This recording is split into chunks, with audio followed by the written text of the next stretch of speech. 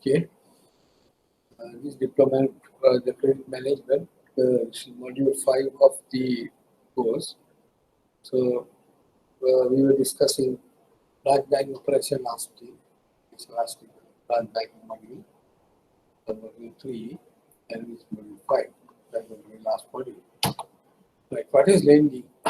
Lending means providing financial or non-financial assistance to a person or a business institution who is a borrower, with an intention to pay back together with the interest and other charges as agreed upon. So this definition gives number of important factors. Lending. Lending means lending. What do you mean by lending? The word lending. Lending means giving a helping hand. Lending, helping hand. So you have seen the buses, most of the those cases I can remember. So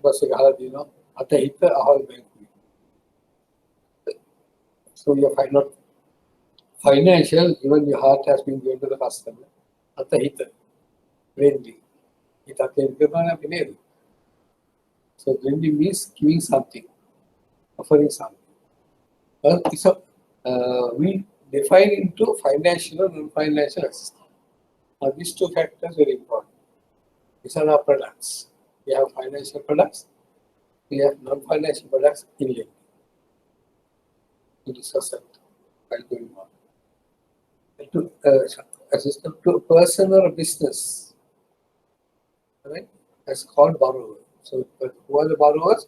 Individuals or business institutions. What are the actual institutions? And what are the borrowers called? We'll discuss. What is the intention to pay back together with the interest?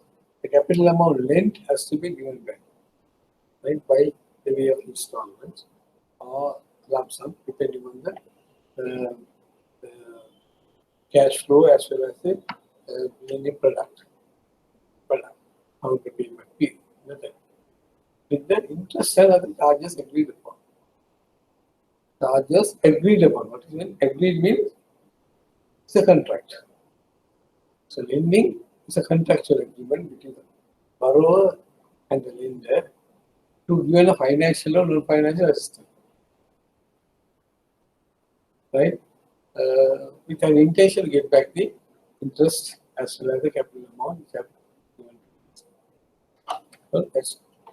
So therefore, what are the lending institutions in Sri Lanka? Normally, no one has been authorized by the central bank to grant loans. There's no restriction to anybody to stop lending. Anybody can lend. There's no legal barriers for lending. Right? Unlike deposit mobilization. Deposit mobilization, of course, central bank approval at FD. Whereas in lending, there's no legal requirement for lending. Anybody can do lending. That's why you may find a lot of street lenders are lending. If the borrowers are agreed to borrow, they can go into business. There's no restriction whatsoever. But when you come to institutional lending, there are certain requirements are there. Central bank is monitoring the lending institution due to two factors. The objective of central bank, establishment of central bank, is to stabilize the country's economy, financial stabilization of the economy and price stabilization. It's the main objective of central bank. To achieve this objective, central bank may sometimes interfering in lending by the way of directives, giving directives directly or indirectly, try to control them. So, lending business only established in legal what you call law is there only for falling ordinance. All other factors, there's no direct control or law relating to lending. Okay, so who are the lenders? According to the central bank guidelines, right? Banks as defined in the Banking Authority of 1988, Who are the banks? Licensed commercial banks and licensed specialized banks. Licensed commercial bank and licensed specialized bank are the lending organization authorized with the authority of the Banking Act of 30 of 1988. Section 86 of Banking Act specifically gives authority to borrow the money from the customers and to lend to the customers. Specify that legal part. Then finance companies, defined as Section 2 of the Finance Company Act of 78 of 1988 and subsequent amendment in 2007, it has given the finance companies are authorized to do lending. It's also lending, but types of product they are lending. Then comes the leasing companies. Leasing also type of a lending under Finance Lease Act of 2000, Section 73. It's given the 73 leasing companies are registered with the central bank. Then merchant banks, number of merchant banks, they are also doing lending. Then uninstitutional bodies, holding centers, private money lenders, they also lend. So this is the, if you look at the structure, who are the competitors in this market? Sadia, finance companies, leasing companies, merchant bank, then also uninstitutional private money lenders also there, right? Right. Now we have to go to the definition of credit. What is credit? We got to discover credit management. In finance, credit is granting of a loan and the creation of a debt. Credit means loans and other advances. The terminology we use in the banking sector, the financial sector, to give the meaning of loans and other advances. Right? Then in commercial trade, the credit is used for the to refer to the approval for delayed payment for purchase goods. Right? The financial trade, we are doing the credit means loans and overdrafts. Whereas in the business circle, if you call credit, it's a credit sales, delayed payment for purchase goods, credit sales. The credit should be managed appropriately in the above cases for credit management. So whatever creation for that, even if we grant a facility, we are creating a debt receivable. When the customer sells product on credit basis, that also receivables. Therefore, it is in the balance sheet, shows as a receivable of that institution. And it has to manage because it has to manage properly because it serves profit. Okay. The credit management process is divided into several parts. Credit analysis. There are credit management, you get number of components in the credit management. Those two package. Credit analysis, risk management, cash collection, that is recovery, dispute management when it comes to conflict situation, conflict management, account receivable management, that's a debtors collection, creditors payment, all this involved. Each job is done by a specialist who intervenes only on that part. The bank sector, we are professionals, we are specialists in a particular area only. Right? Risk management is a specialized area. Credit analysis, appraisal, a specialized area. Collection, specialized area. Dispute management, there is remedial and recovery management, it's another specialized area. So you can see that credit management spread throughout the industry and it creates basically a professional approach because always there's an element of decision making is involved. Therefore, it's a professional.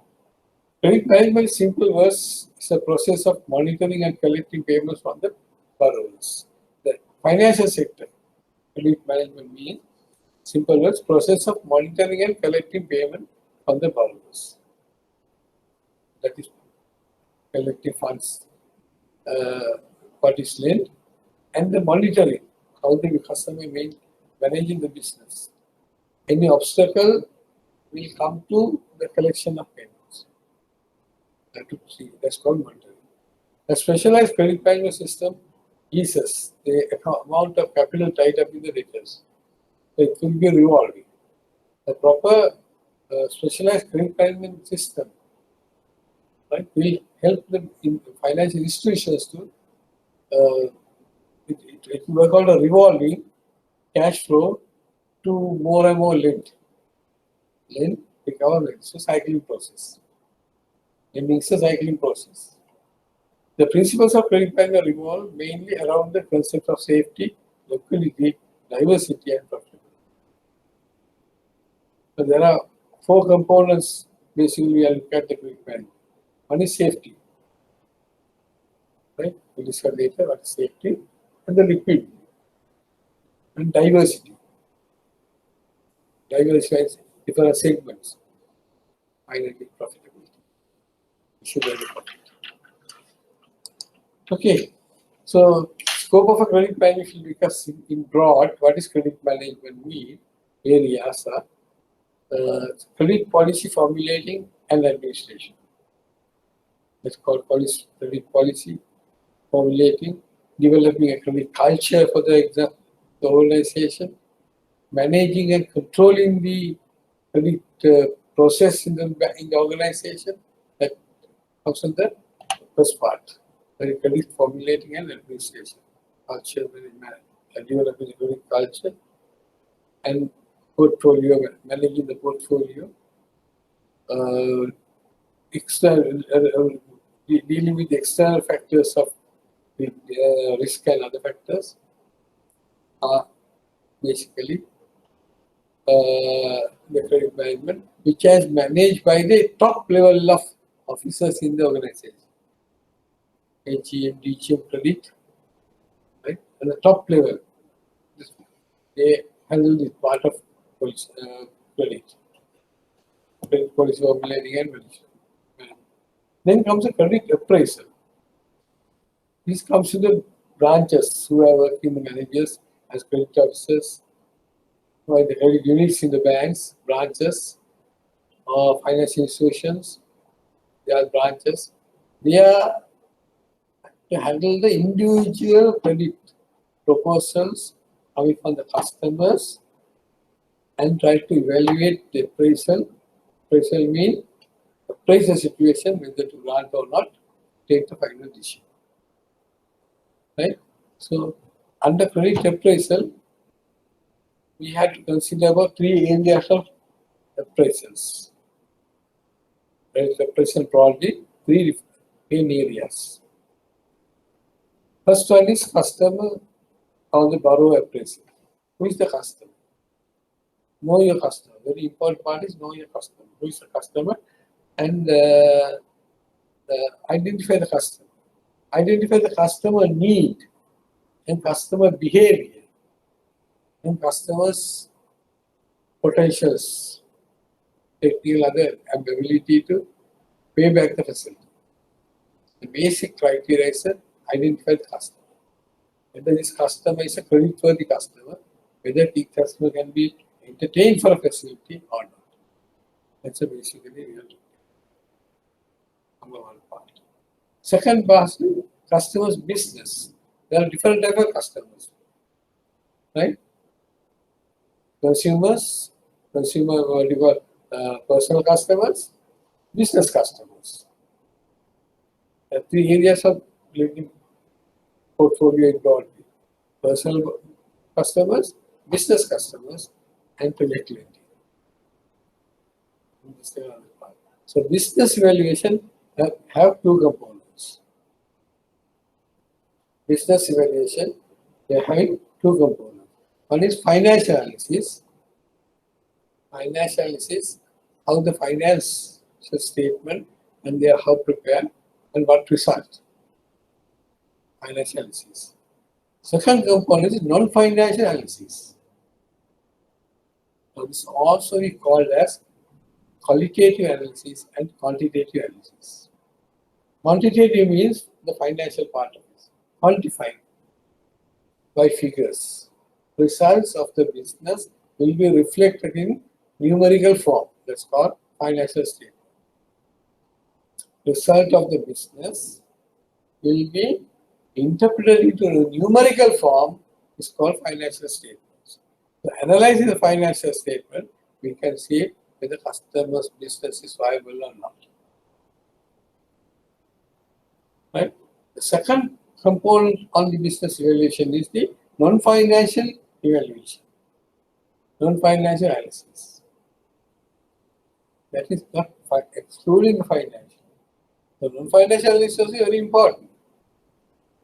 Very important component when we come to decision making, of lending decision making. What are the non-finance called? It's called qualitative analysis. Qualitative analysis is the financial, qualitative analysis is the evaluation. That includes market analysis, technical analysis, then environmental analysis, we call pestle analysis, political, economical, social, social,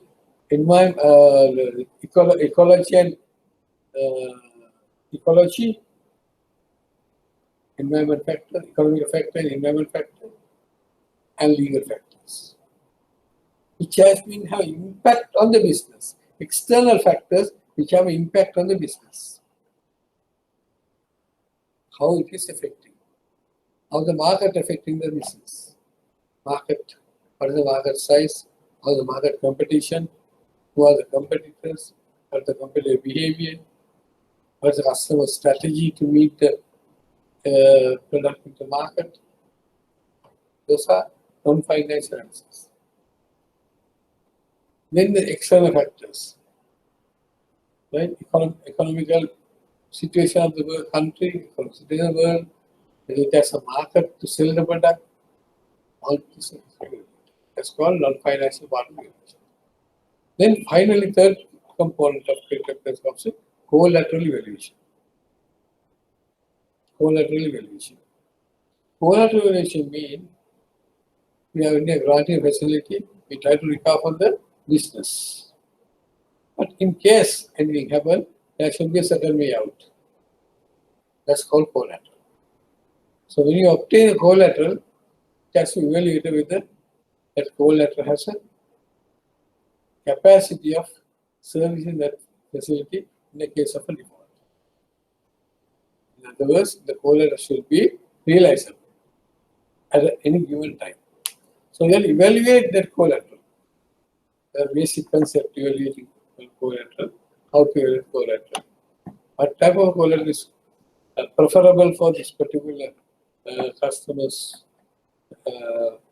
facility, right? To match the risk and the collateral. It's very important part of the collateral evaluation.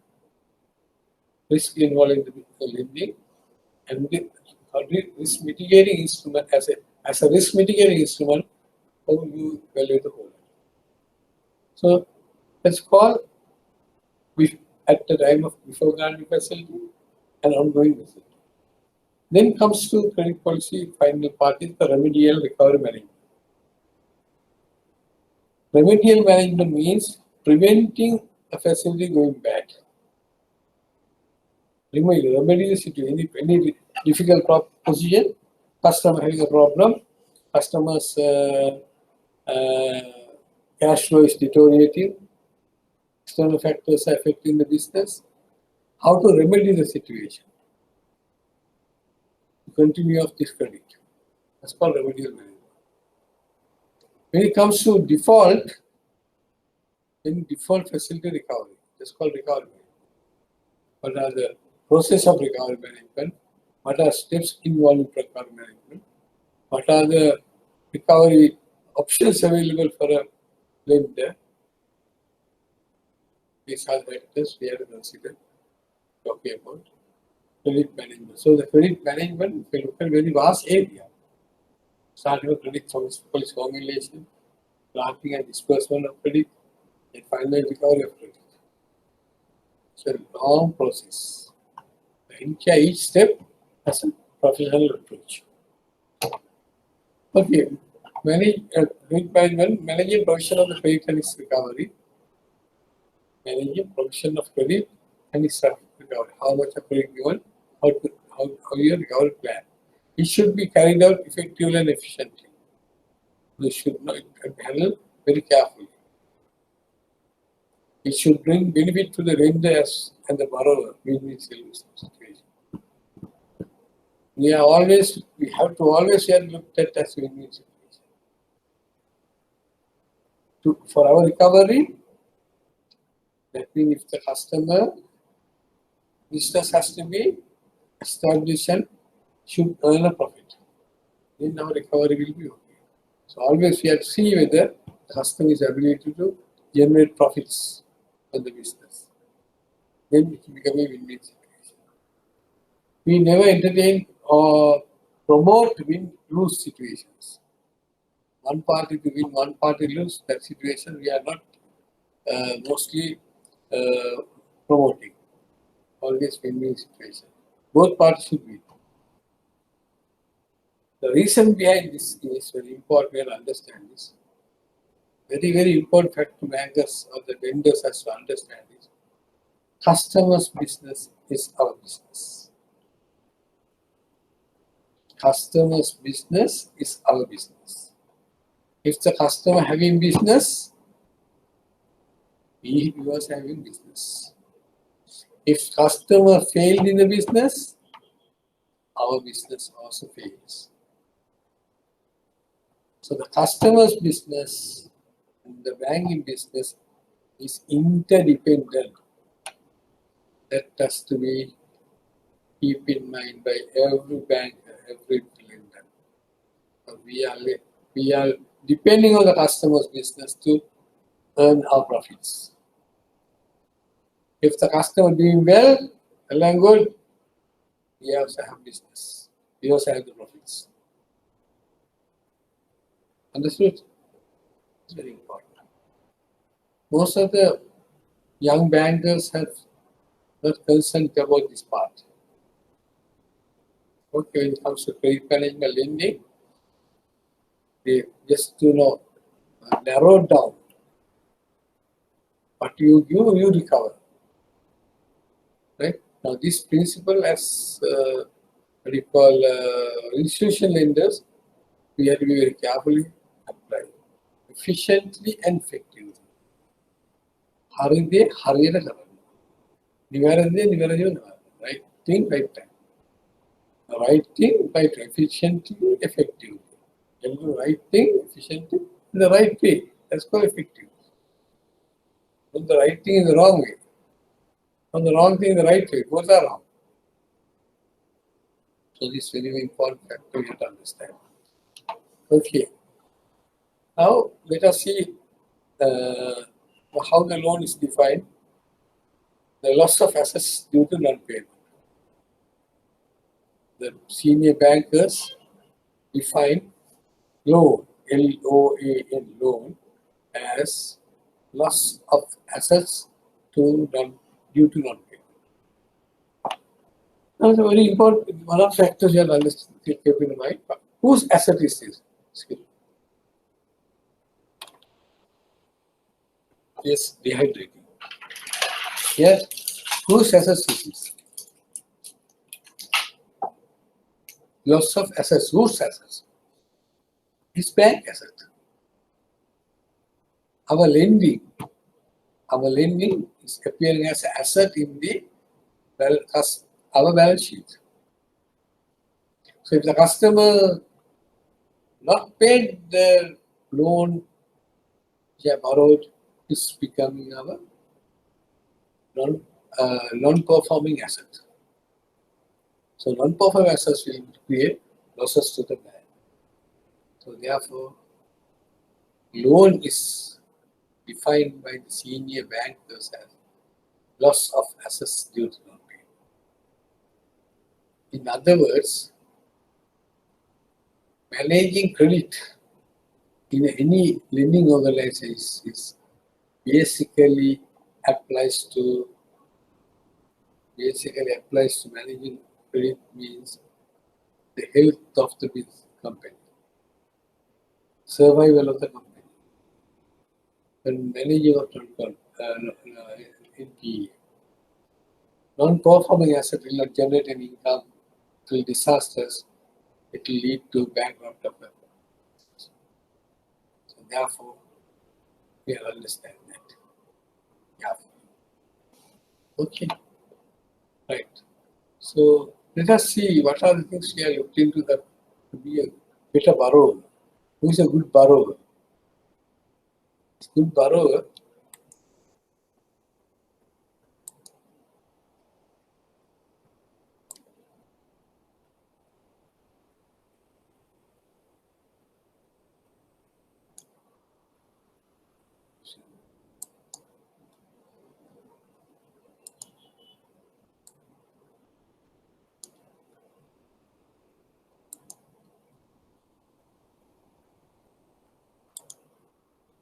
Okay. The business of sanctioning and unsecured advances comparatively more risky and needs special care and attention on the part of the bank. So when you lend, it's a risky business. Why it's called risky? We are risking others' money. We are lending others' money. So we are risking others' money. Right? In business sanctioning unsecured advances, comparatively more risky than the secured advances. So therefore, when you're granting advances, credit facilities, see that the risk is reduced and mitigated. In the absence of a charge or any specific asset, the safety of advance depends upon the honesty and integrity of the borrower as much as upon the worth of the tangible assets. This is very, very important part we have to understand. Any lender must understand we are granting a facility to recover from their income generated from the business, profit generated from the business, not from the tangible assets, not from the collaterals. Collateral is secondary out. So the first one is the most important part is honesty and integrity. This is what we call as credit worthiness. The terminology used for this is credit worthiness. Customers, honesty and integrity. And the past performance value. 3 factors. Right? Credit worthiness, that's a 2 basic factors we consider about. Ability to repay and willingness to repay. Ability to repay means there should be a proper cash flow. Proper cash flow. That's called ability to repay. Secondly, willingness to repay. That is honesty and integrity. The bank has therefore to make proper inquiries not only about the borrower's capacity to pay, but also with the willingness to pay the amount. These are the 2 most important components. What is creditworthiness? The borrower's capacity to pay, ability to repay, and also willingness to repay. Sometimes you may find customer having more funds, but he is purposely delaying not to pay. That is his integrity. So the willingness means honesty and integrity. Willingness means can define further as honesty and integrity. Honesty means avanka come. He must tell the truth, he come out with the truth. He should not hide anything to the banker. That are the qualities of honesty. What is integrity? This is very difficult to interpret any language. Integrity. Word integrity we know, but to explain what is integrity is very difficult. So one of the scholars has given a speech like that in this way, but I got from some material.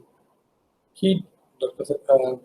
Saddadis, Patigata Saddadis Reverend has been given a sermon. In that sermon, the integrity has been, he had defined as a person who tells what he does and does what he tells. It's called integrity. Quality of integrity is when the person tells what he does and does what he tells. Kiyana de kiyana. And the integrity kiyana quality that is integrity. And the next. So integrity kiyana got qualities involved. Honesty, openness, transparency, commitment, dedication, all these qualities have been included in this word called integrity. So bankers has to, before lend, analyze and assess the integrity of the borrower is very, very important. It's the most difficult part in lending. Most difficult part in lending. You can find out his background of repayment with the money. He's having the ability to pay, but if you are not willing to pay, then you have some sort of integrity question. The bank has ensured, therefore, to make proper inquiries, not only about the borrower's capacity to pay, but also willingness to pay them. Though such inquiry is also necessary in case of secured advance, but its urgency is great in case of unsecured advance for various reasons. Right? Cold advance එකදී අපි block වෙලාට පළවෙනි එක බලනවා. Repayment ability. Right? The integrity is in doubt, will increase the second part. That is the collateral. Integrity again doubt එකක් තියෙනවා collateral වැඩි කරන්න පුළුවන්. What you call manage that gap. But in the case of unsecured advances, you can't do that. Because there's no collateral. Therefore, the creditworthiness of a person means that he deserves a certain amount of credit which may safely be granted to him. This is what the bank is looking for. What is credit life cycle? The next subject is given in your syllabus is the credit life cycle. In the credit life cycle simulation, players assume that role of the head of a large consumer lending operation. Simulation. Credit cycle is a simulation. Players manage 4 portfolios. Bank manages risk, reward and customer satisfaction. Right? So we have 4 areas, portfolio. That is what is a portfolio? Portfolio means different segments to lend. Each segment you have to lend. Then you have no lending without risk. That's a risk. So how to manage the risk, balance the risk? Risk and the return. Risk and the reward. Balance between risk and reward. In the customer satisfaction. Customer satisfaction. End of the day, customers should satisfy about our service, our product, our sales. Then definitely, what we discussed earlier, the integrity will be more favorable, more positive. Right? In the first phase, players will take it a task to launch 4 credit products, each with their own unique challenges. See what are the credit cycle products. The 4 products have their own unique challenges. After the completion of the credit approval, loan structuring, players manage to repricing and loss mitigation system. There are 4 areas. Right? Simulation first part is identify the customer's requirement. Second component is structure a loan facility. Pricing the loan. And what are the loss mitigating strategies? What are strategies you adopt for mitigating the risk? That's called loss mitigating strategies. The objective of the simulation is to learn how to successfully operate the most profitable virtual bank with the most satisfied customers. Now you have to simulate. Simulate means you have to think about the future because we are granting a facility to recover on a future, uncertain future date. So that uncertain future we have to simulate in a positive way to appraise our credit proposal. Normally we have to appraise the past, but we have to appraise the future also, uncertain future also. When we close structuring, we have to consider that part. So life cycles moves. Right? When the customer's needs are satisfied, again customer needs are arising, again we agree it's a cycle. Right? The credit life cycle simulation simulates decision across the full consumer credit life cycle. Right? How much needed, then what's the when you utilize that amount, again how much needed, likewise keep on moving. Right? Prior to credit approval, allocating limited marketing budget across the product is very important. First part is prior to credit approval, how much can be accommodated, whether the facilities can be accommodated. That means our portfolio, how much your portfolio given there, the sufficient funds are there to allocate. Then second component is credit policy and loan structure. Right? Credit policy and loan structure. Structuring of a facility. There are structuring a facility, there are a number of factors we are taking into consideration. How much needed, how long he needed, how is he going to repay his facility, what frequency he need the funds, all these are parts of loan structure. Determining credit scoring and underwriting criteria. The credit policy, bank has to finalize about the credit scoring. What is the score given to the customer? The risk amount and the scoring amount. Adopting appropriate loan amounts. How much he needed. Right? There are three areas. Whether with the customer, the amount what the customer asking is sufficient. Whether we're going to accept as it is, or we are going to reject it, or we ask customer to amend the requirement. For example, the customer asks a certain amount of money. He say for construction of a house, of course we can find out from the BOQ how much he needed. So if the needed amount is, we can identify. That's appropriate. Right? Now, but sometimes we may bank has not lending 100%. Okay? Banks are not lending 100%. Now what will happen? A certain percentage customer has to contribute. A certain amount customer has to contribute. That amount how is going to give? From where he's still the money, whether he's signing the money. If that money is not there, what is the next option we have? Are we accepting the facility? So we amend the facility. If you amend the facility, if you ask it too much, you can reduce. If you ask it too low, you can increase it. Otherwise, he can't manage the loan. Okay. Then adjusting the interest rate charged to the customer, setting verification thresholds, setting override authority caps. That means what are the measures we take to cover ups. Adjust the interest rate charged to the customer. What is the interest rate we are charging to the customer? How we are going to adjust. Setting verification thresholds and override the authority caps.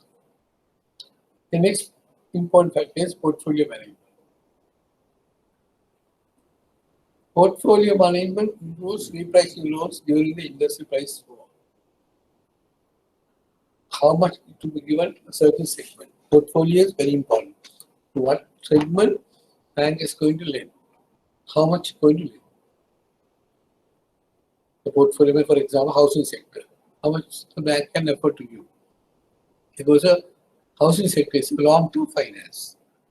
When you long-term finance, then the business income generation is very long period. So the lender may not be able to survive. To realize the portfolio, it will take a long time. So here, adjust with the pricing. Adjust with the pricing. Okay, so managing the portfolio is very, very important part in the top level management about the entire banks, the quantum of lending for a specific sector. Now, sometimes you may find certain portfolios, there are large amount of profits. So can the bank can go effort to go into that sector alone? No, it has to be managed. Not to put, in other words, portfolio management is not to put all eggs in one basket. The classic example I can give you is in 2006. Can you remember the gold prices collapsed? The world market, gold prices collapsed. In the Sri Lanka market also, gold prices were collapsed. From 8 ounce, the 8 ounce gold was marketed at the rate of 56 rupees. Overnight, it came to 35 rupees. 8 ounces, that's gold sovereign, 8 ounces came out to 35 rupees. So what has happened to our whole business? No, the whole business. The whole business collapsed because the borrowers who have pawned the article didn't come to redeem the gold. They are redeem the loan. Why? It is cheaper to buy new one than redeeming this one. So they left over. So banks were facing severe difficulties during that period. For that information, one of the banks, commercial bank, had lent 42% of their portfolio in only 42%. Because at that time it's a very lucrative business. But overnight it collapsed. So that bank virtually going to collapse. Central bank came forward, granted a facility of 800 million. Then the bank has to put back into the business. Otherwise, the entire industry would have been collapsed by that, for that factor. So managing portfolio is very, very important. Okay. Then finally, collections and recovery. That is debt collection and recovery plan. Design collection, several policies. So these are the important factors bankers have to understand. Fundamental of banking. Cash flow based recovery. Cash flow based recovery. So design the collection severity policy based on the cash flow. Because cash will pay the loan, not the profit. Profit has to realize. When you realize, the customer can't pay. Therefore, we work on the cash. How much of cash in hand to pay the facility? That's important. So we have structure or design, collection design only based on the cash flow. Forecast the volume of loan in collection based on the delinquency flow rates. So when forecast our loan recovery is to give further loans. So lending is a revolving system. We lend, the customer will pay. When the customer pays, that amount will be relent, likewise the circulates. So if the circulation is fast, a bank profit will increase. That's what we are looking for. Okay. This company I discuss about credit culture. The credit culture of a bank. The credit culture of a bank is based the policies, practices, and experiences of the bank. So blame. The credit culture is a decide what you call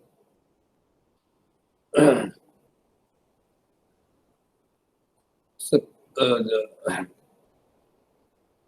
each and every bank has their own culture. own way of doing things. A blend of the policies, policies of the banks, and what practices and experience, the exposure.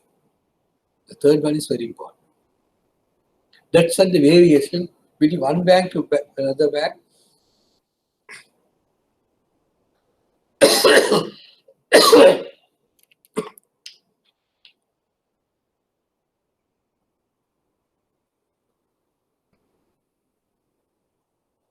Okay, the credit culture differs from one bank to another, one company to another, because the third factor is very important.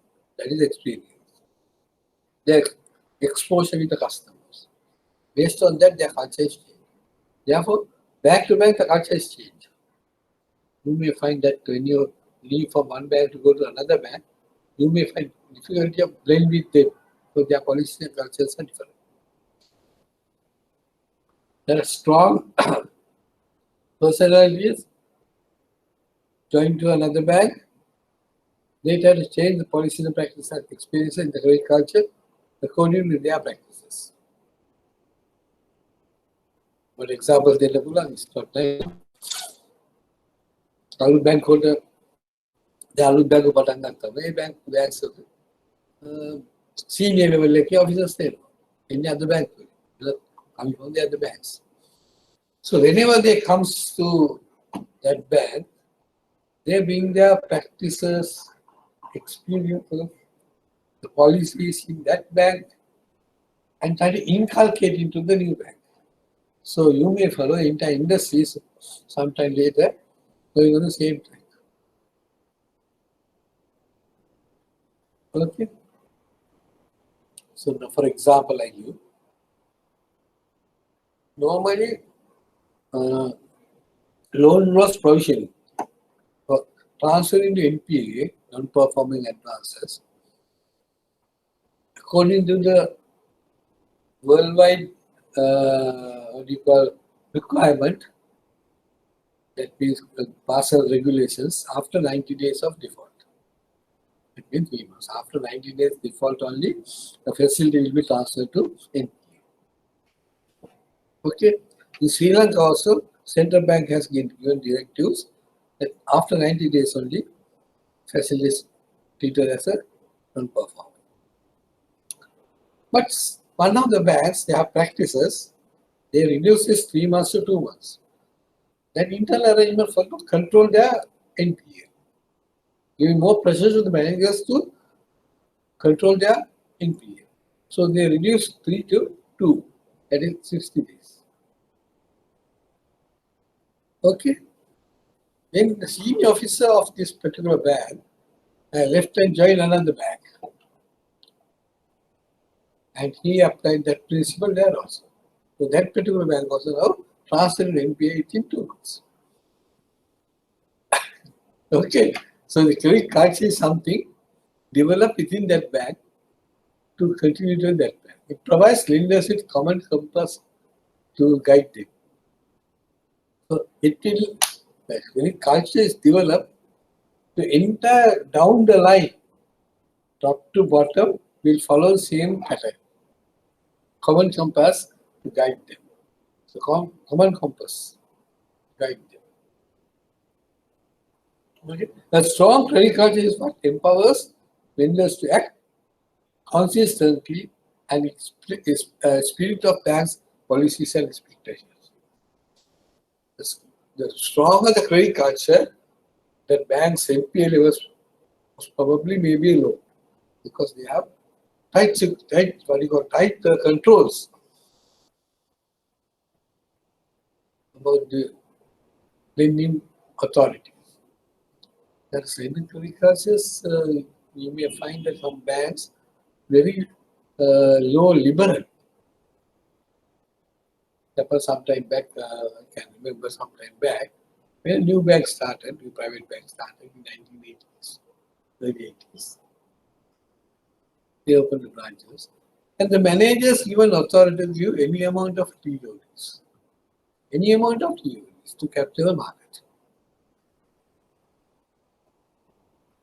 Now that is one of the biggest mistake done by them. So entire credit banking industry has been, due to that,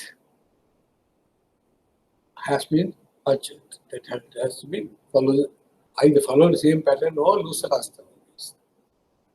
Whatever later on, after 3 or 4 years later, if we find out the NPA rate has been highly increased and that particular bank's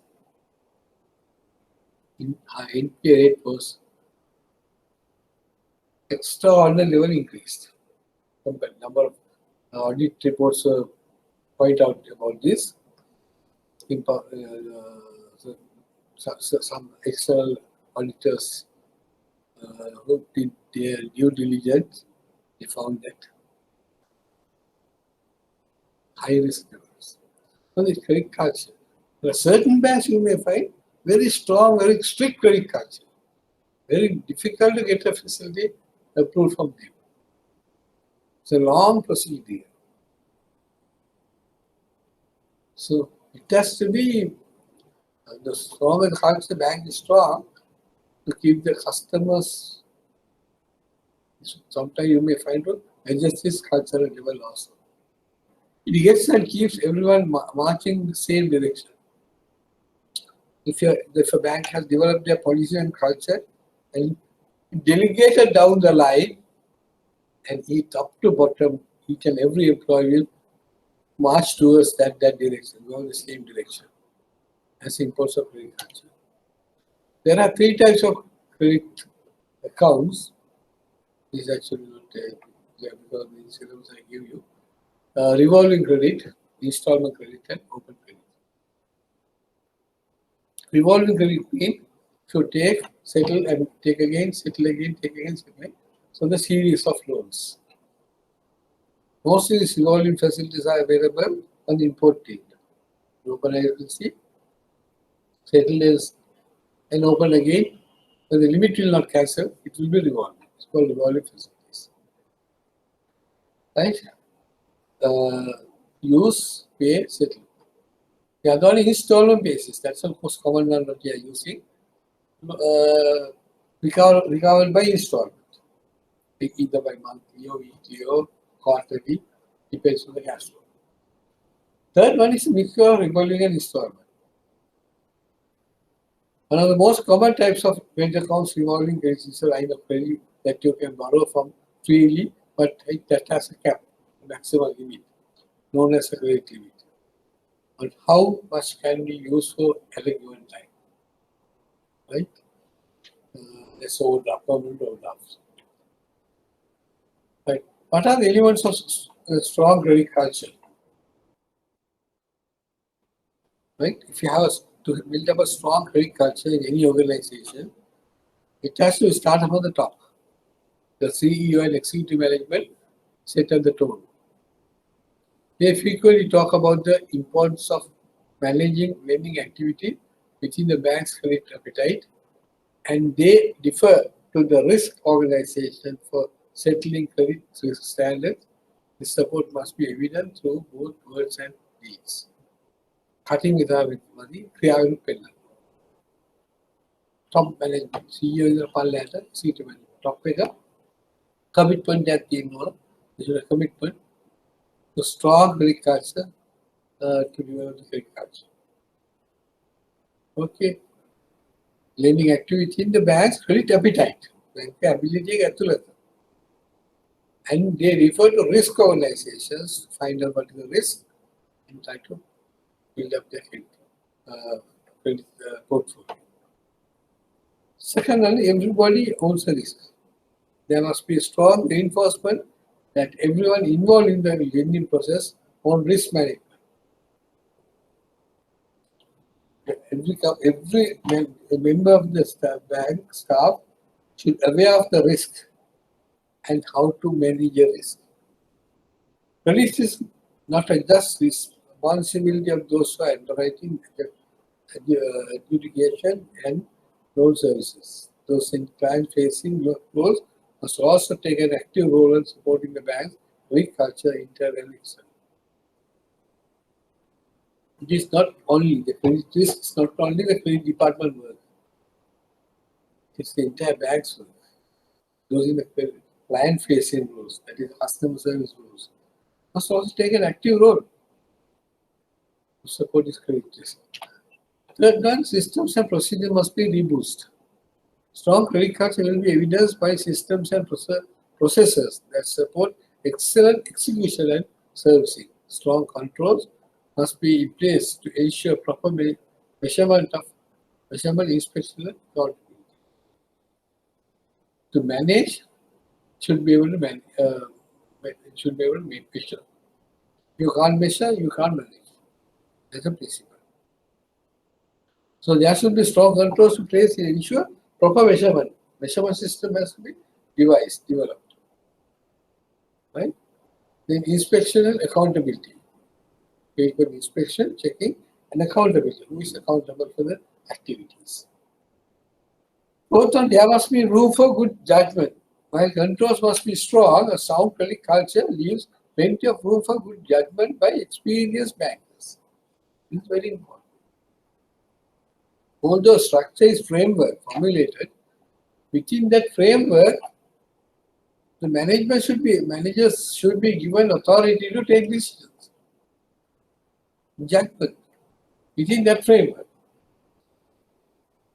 Right? So that is should be built up in a in a credit culture of an organization, which lead it will be driven to models and rules can actually lead to the undesirable outcomes and price. Now, for example, if a customer if a banker, for example, if you are a branch customer, each and every credit proposal you are supposed to send to the head office, what will happen? If that is the culture of that particular bank, will the customer be satisfied? Each and every paper has to be submitted to the head office for approval. Right? So, what will happen? Will it drive a satisfactory customer service? No, the bank may collapse very quickly. So, there should be a room within the framework to act as a judgment, take the judgment. So, if a person have allowed to take judgment, is the manager. Otherwise, he's not the manager, he's the administrator. Okay. AR administration again. Government departments, management and AR accounting, administrative regulations, right? FR, financial regulations. A framework implement and the ban, decision like and the ban. So they are administrators, not managers. There's a commitment to training and education. Everyone involved in the lending process should have received regular continuing education around the underwriting skills, products, laws, and regulations. The bank's policy. This is very, very important. In the credit culture, there should be room to develop training and education of credit staff. It's very, very must. Because the laws are changed, regulations are changed. Banking policy may be changed. Regulatory authority requirements may change. Based on the change, how to direct our staff, therefore training and education is must. Sixth one, the incentive system to need for risk component. Credit houses should not be only one who's the risk component in their respective incentive plans. Those in client-facing roles should have credit quality measures, including augment revenue goals. Some other banks performance based incentives are given for people who have been earning profit. So mostly you may find that credit officers are getting evaluated on that level. But it should not be.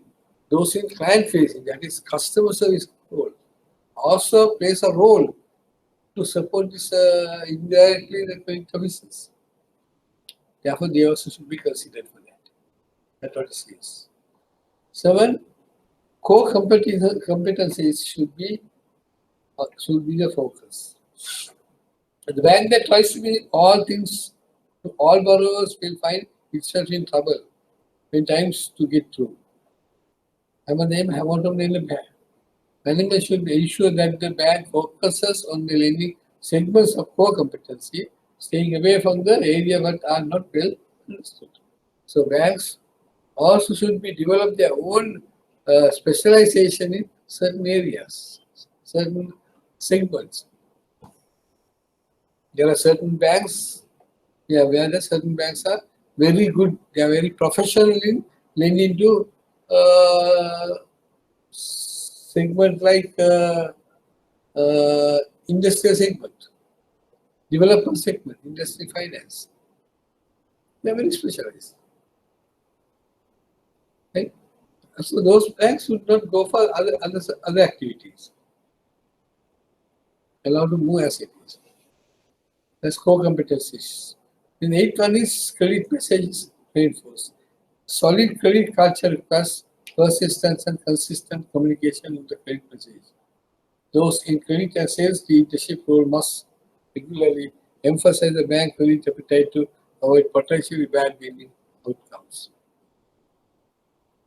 And message, the communication within the MI system within the bank has to be developed where it should be used to communicate in the different levels about their roles and the bank's credit position and what is the expected roles of the employees. So that MI system has to be developed. Line of business growth, manage prudently. That's saying in banking that anything that grows like a weed probably is a weed. A strong credit culture includes and removes portfolio management processes that ensure proper diversification and granularity. Okay. Stock breaker input, over to, that means saying that the bank in that anything that grows like a weed probably is a weed. Can act as a right? Valpala හැදෙනවා නම් ඒ හැදෙන වල්පල මිසක් හොඳ දේවල් නෙවෙයි. ඒ නිසා credit card වල තියෙනවා තමයි. Strongly boost the portfolio management process, ensure proper diversification. ඒක proper diversification different segment වල diversify වෙන්න ඕන portfolio. Policy limits are followed. While expectation to policy are sometimes made, are the documented and traced and tracked. Limits are followed very closely and not compromised, even when revenue opportunities will be missed. Right? The follow-up limits has to be looked into for any policy changes needed. That has to be should be getting. What are the types of credit cultures? I discussed about 4 credit cultures. Sometimes it's 3, 4. So the first one is called value-driven credit culture. Second one, immediate performance-driven credit culture. Production-driven credit culture. Then unfocused credit culture. So the credit culture is set the credit risk strategy, and identification of credit culture is critical to setting the credit risk strategy. Now, this is very important to understand the credit risk. What is value-driven? Let's see a different type of comparison. Asset quality value-driven means consistent performance is called asset quality. Value-driven asset quality consistent performance. Credit culture is a long-term credit culture. Immediate earnings, stockpile up, is immediate performance-driven scenario culture. Market share, market domination, long growth volume is a production-driven. No clear priorities is unfocused credit culture. The credit culture comparing corporate priority and the credit culture. Yes, comparison I give. The asset quality is long term. Immediate earning stock prices changing is short term, immediate one. Then market share, loan growth volume is increases. It's a production driven credit culture. Okay. So what is the credit policy? Credit policy function used to be shield credit policy functions used to be shield against extreme risk when the creditor's primary finance risk at the financial institution. Right? There are a number of risks: credit risk, market risk, reputation risk, strategy risk. Financial institutions facing different types of risk. Out of that, credit risk was a very primary risk. The financial risk is primary. With increased securitization, today's financial institutions drive a much larger proportion of their revenues from the market risk. So risk mitigating securitization increase. But losing the market is an uncontrollable risk environment. This has profoundly changed the composition and magnitude of the total trial risk. Okay? That we change the face of the risk.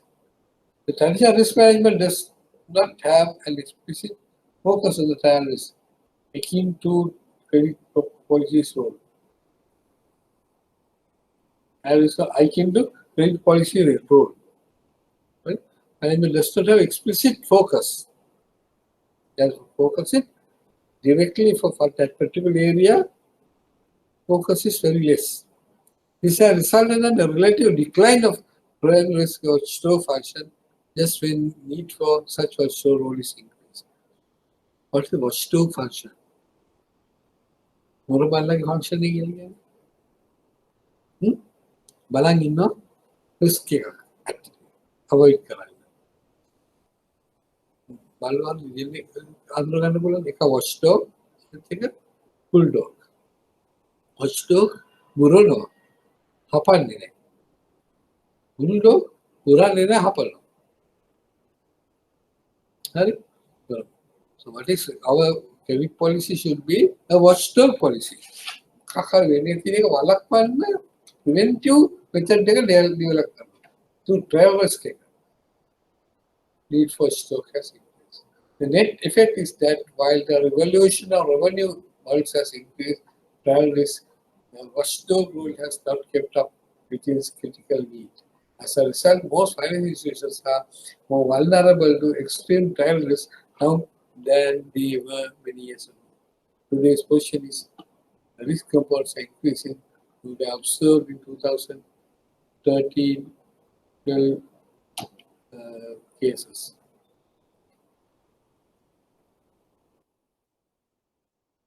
Okay. Next important factor is we are going to discuss about attributes of good lending. We discuss the overall position. The first component we discuss credit policy, credit culture, developing credit culture. We'll discuss this entire thing about the top management level. It should be delegated, should come down the line, and it can be used by the bankers, managers in their day-to-day operations to drive them, focus them towards the objectives of the bank. So policies, guidelines are guidelines to achieve their task, objectives and policies.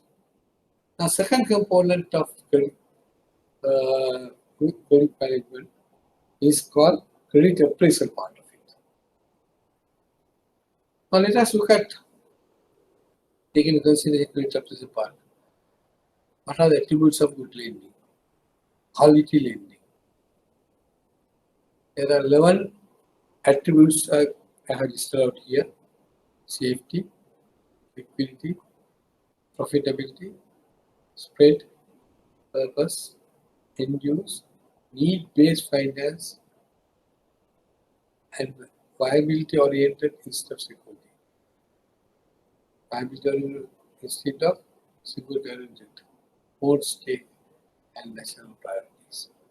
These are normally considered as attributes. On the action high TBU to Guland. Banking pathing. Right. Number one is safety. What is safety? We are granting others money. Customers' deposits.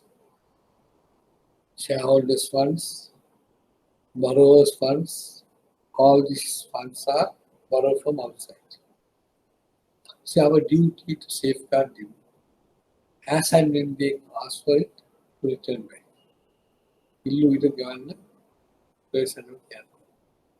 Therefore, lending is against this. අපි lend කරන්න ඕනේ එවනම් මේ safety concept එක තේරුම් ගන්න. Whatever we lend should be able to recover without any difficulty. That's called safety. Safety of the money is given to the third party. The safety of the arashas. Right? Safety means we are granting others money. Safeguarding their money is our duty. Otherwise, our survival will be threatened.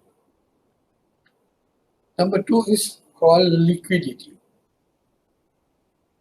Liquidity means lending will deteriorate our cash flow. Lenders, cash flow, bankers or finance company. When you lend, what happens? The customers will withdraw the money and go out, take the money out. Our liquidity to make day-to-day operations getting deteriorated. If it's so, what will happen? To operate day-to-day operations, we have to borrow from the money market, especially commercial banks. If you have to borrow from the money market, we have to incur a cost. So sometimes you may find the loan granted to the customer is lesser amount, and to reimburse that amount, we have to borrow from the liquid reserve, we have to borrow from the market at a higher rate. So it may be disastrous, end up with losses. So managing liquidity is very important, the important factor. Always banks has to manage their liquidity. Liquidity to meet day-to-day operational requirements. And cash payments, utility payments.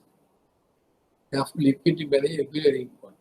Therefore, the central bank has now, under the Bank Act number 30 of 1988, is having given directives to maintain a liquidity reserve.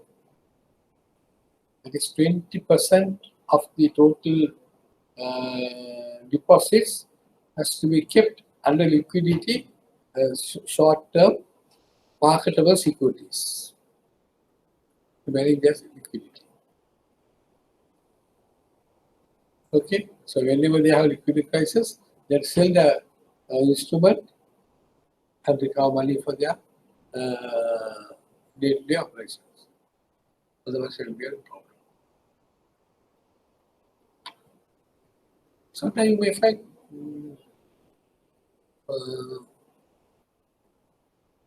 the businesses which you do, if you are not managing liquidity properly, end up with disasters. I'll give an example for you. It happened sometime back, 2006.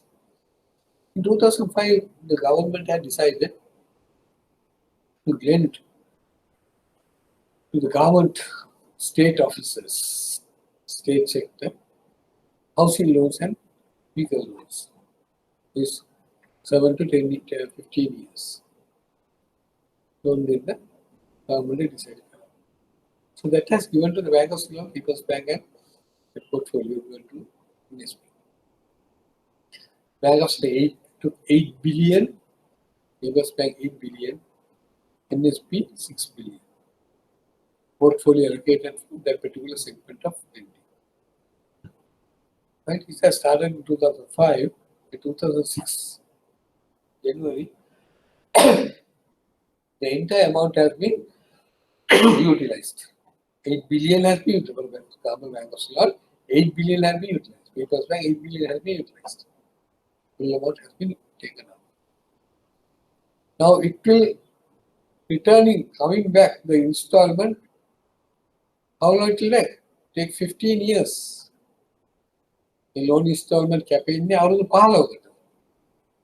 The spread rate out of the palo. What will happen?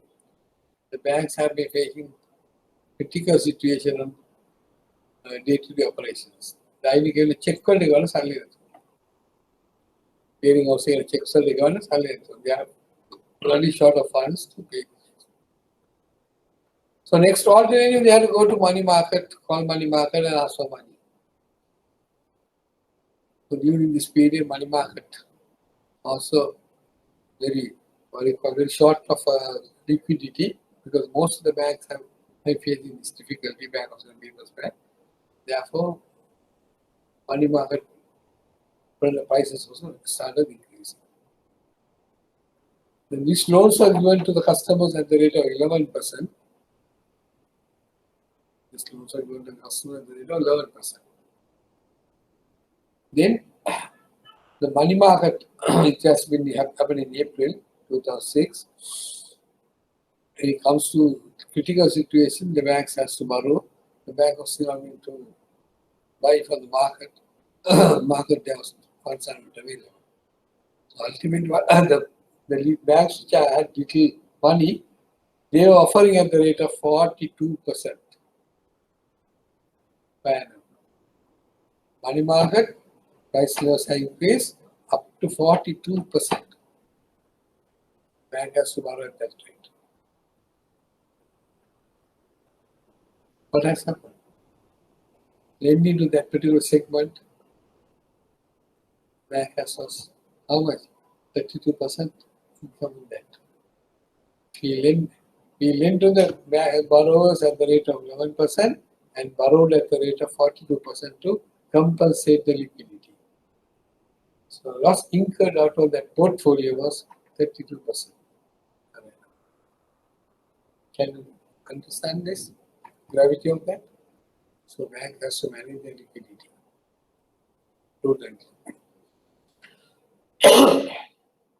The other factor is the profitability.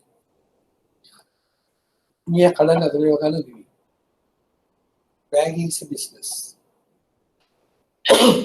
So profession is a business. We sell products. Bankers are selling products. What are their products? Financial products. Loans and overdrafts. Deposits. These are profits. The product. Whenever we sell a product, we expect a reasonable profit for that product. Sadhan ලාභයක් තියෙනවා. If ලාභයක් the business එක කරගෙන යන්න බෑ. We will not be able to do it. Therefore, the profit is the main objective of our lending. Sufficient profit should come back. Right? Maybe the state bank, you have to maintain a profit. Otherwise, stability of the organization, bank, will collapse. When they are profitable, they are not able to, for example, private bank. For last year, they made a 12% profit. This time, they are going to offer into 10% profit. Definitely, shareholders will try to sell their shares because they see that the bank is not profitable. So, what are the factors affecting profitability? Very important. Expenditure and NPE also affecting the profitability. Right. Now, these three factors are we consider as very important factors in any lending organization: safety, liquidity, profitability, and we call co-attributes. These are called co-attributes. Very important. Before granting a facility to a customer, bank has to look at whether this particular lending to attraction safety can be recoverable. If you grant this facility, what will happen to the liquidity of the bank? Thirdly, whether it can generate a profit. If these three factors okay, then we consider that facility we entertain. Okay, important factor. So, what are the other factors we are using? These are called not co-factors, supplementary factors specifically called this. Then out of that, now one is spread. Spread means we are not interest income, that's different. Spread means what's the margin we are getting. We borrow at the rate of certain percent and we lend at certain percent. Difference between these two called interest spread. So always we have to see our loan recoveries are greater than the interest payment to the depositors. So the spread should be there, that will lead to the profitability. Next one is the purpose. What purpose the customer is asking money? It should be a legitimate purpose. Number one, it should be a legitimate purpose. Then illegal purposes also, we are not granting any facilities. So it should be a legitimate purpose. Basically, for business customers, the purpose should be, it should generate a profit. It should generate a profit. Okay, it should be able to create a profit. Otherwise, we may not be able to consider, because we are depending the recovery on the cash flow. So now the purpose is very important. What purpose customers use. Sometimes you may find the customers are not disclosing the purpose.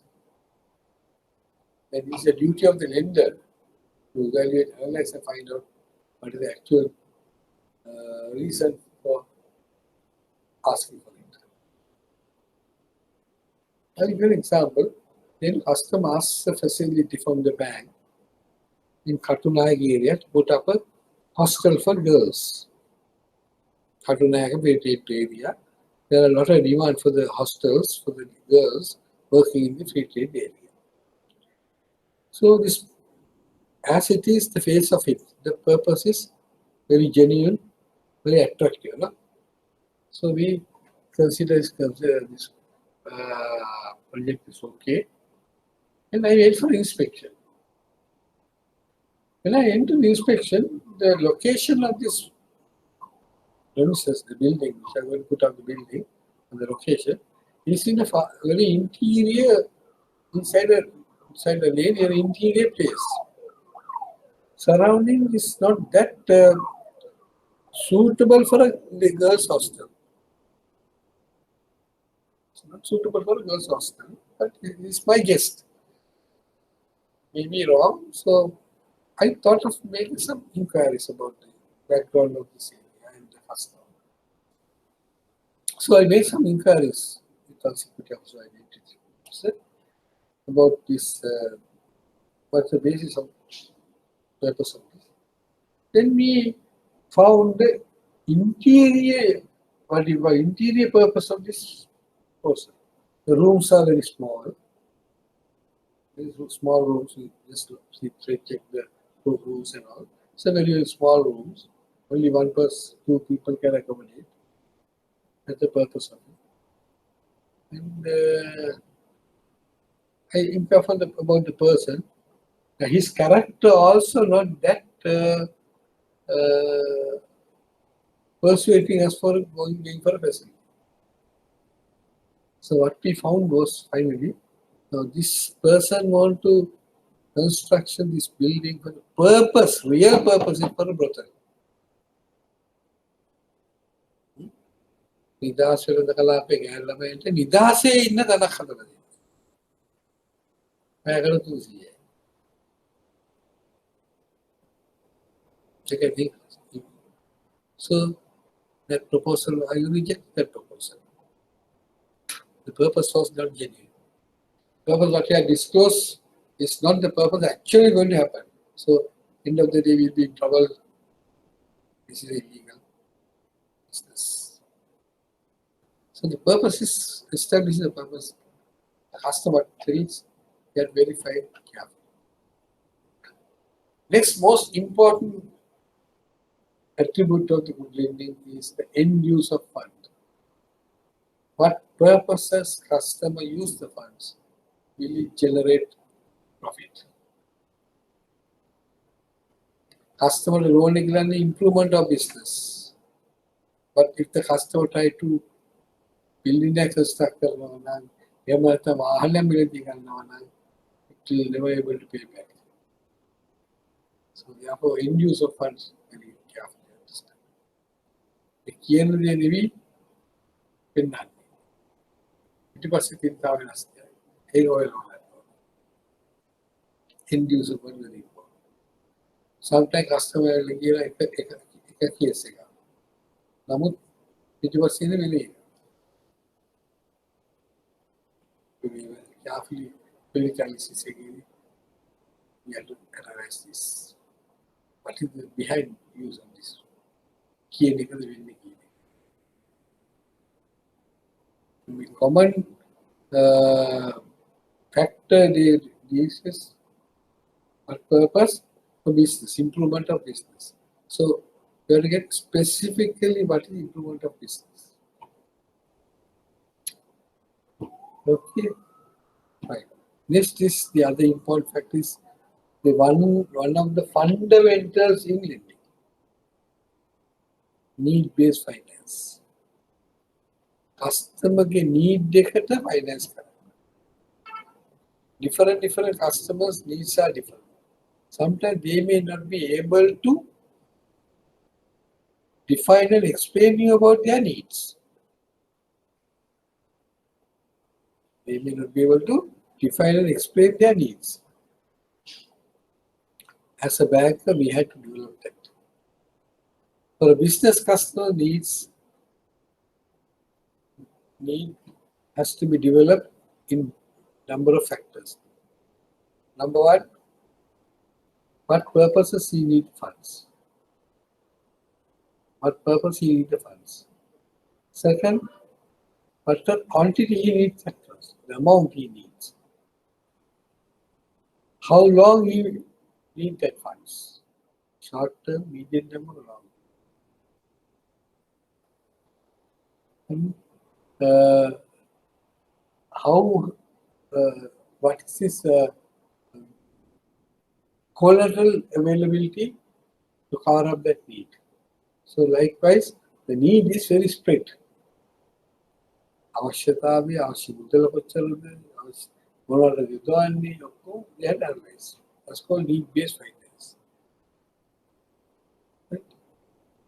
For example, the commercial customers need, there are three components. Loan එකක් ඉල්ලනකොට loan එකේ structure කරන්න ඕන කොටස් වලට. එකක් තමයි capital structure එක. දෙවෙනි එක working capital structure එක. Need එක මේ දෙක එකට දාලා එකක loan එකක් දෙන්න බෑ. Separate loans had be given for separate purposes. Long term building එකක් හදන්න නම් building එක මිලදී ගන්න නම් ඒක long term fund එකක්. Finance long term. Day-to-day operations will express a working capital. You can revolving facility. Okay, so need-based finance.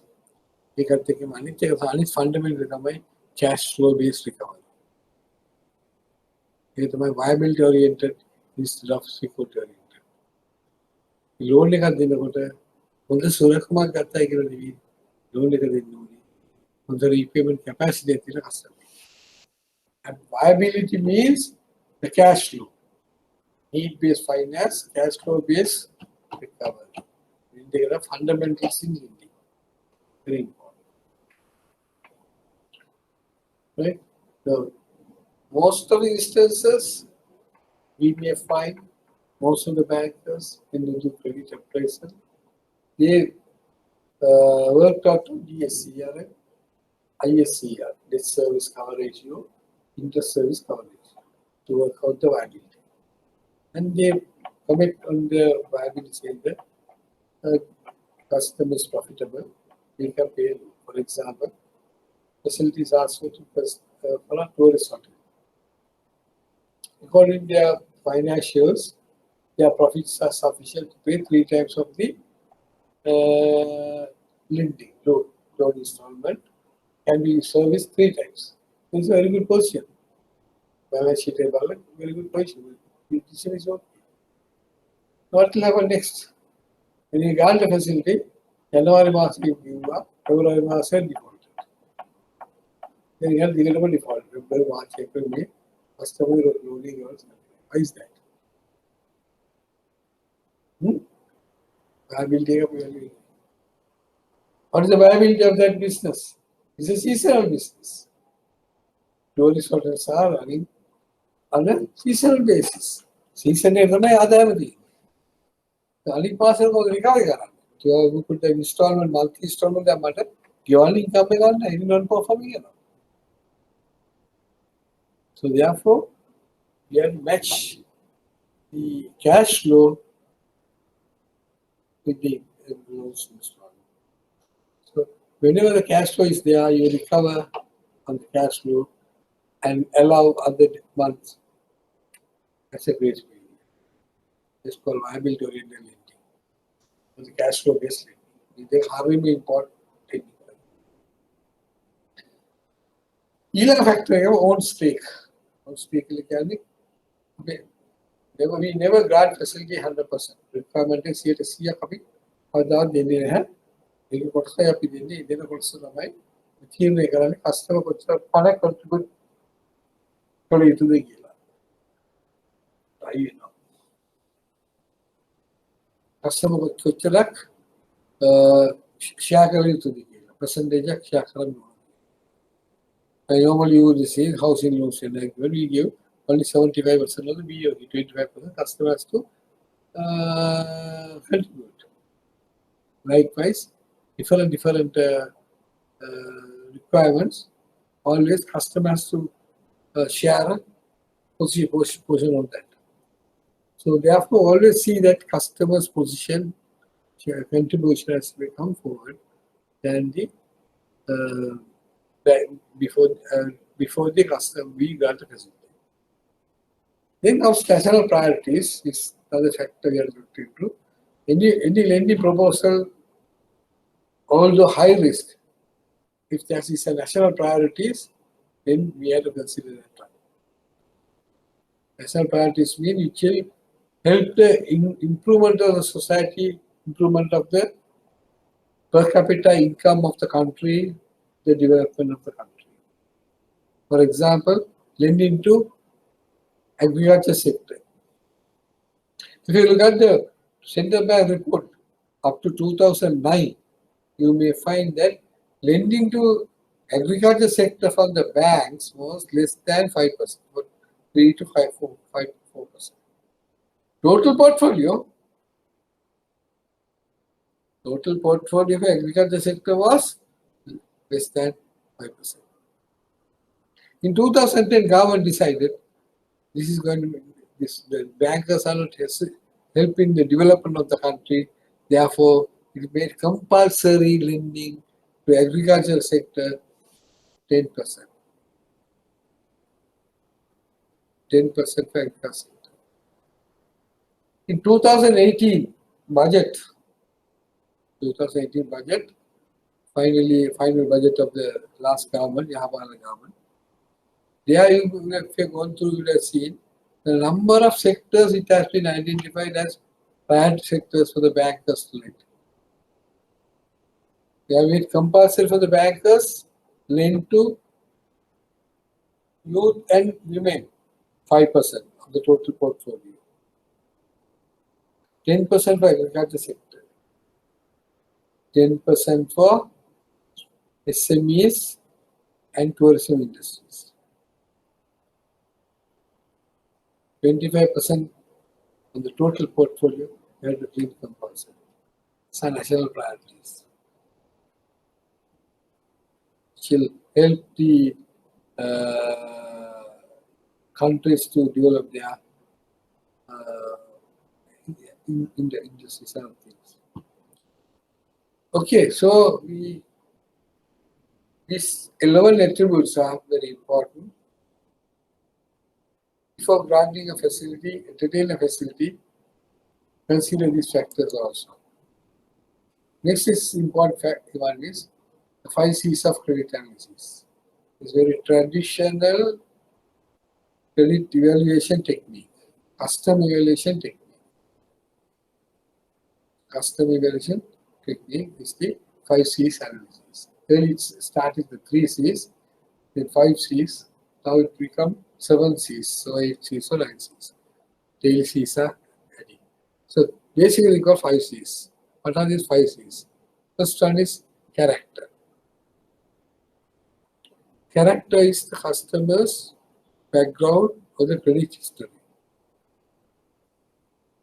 Customers, account is customer, customer's background, how he has been operating his account in the past, how he has been borrowed and he or paid the facilities.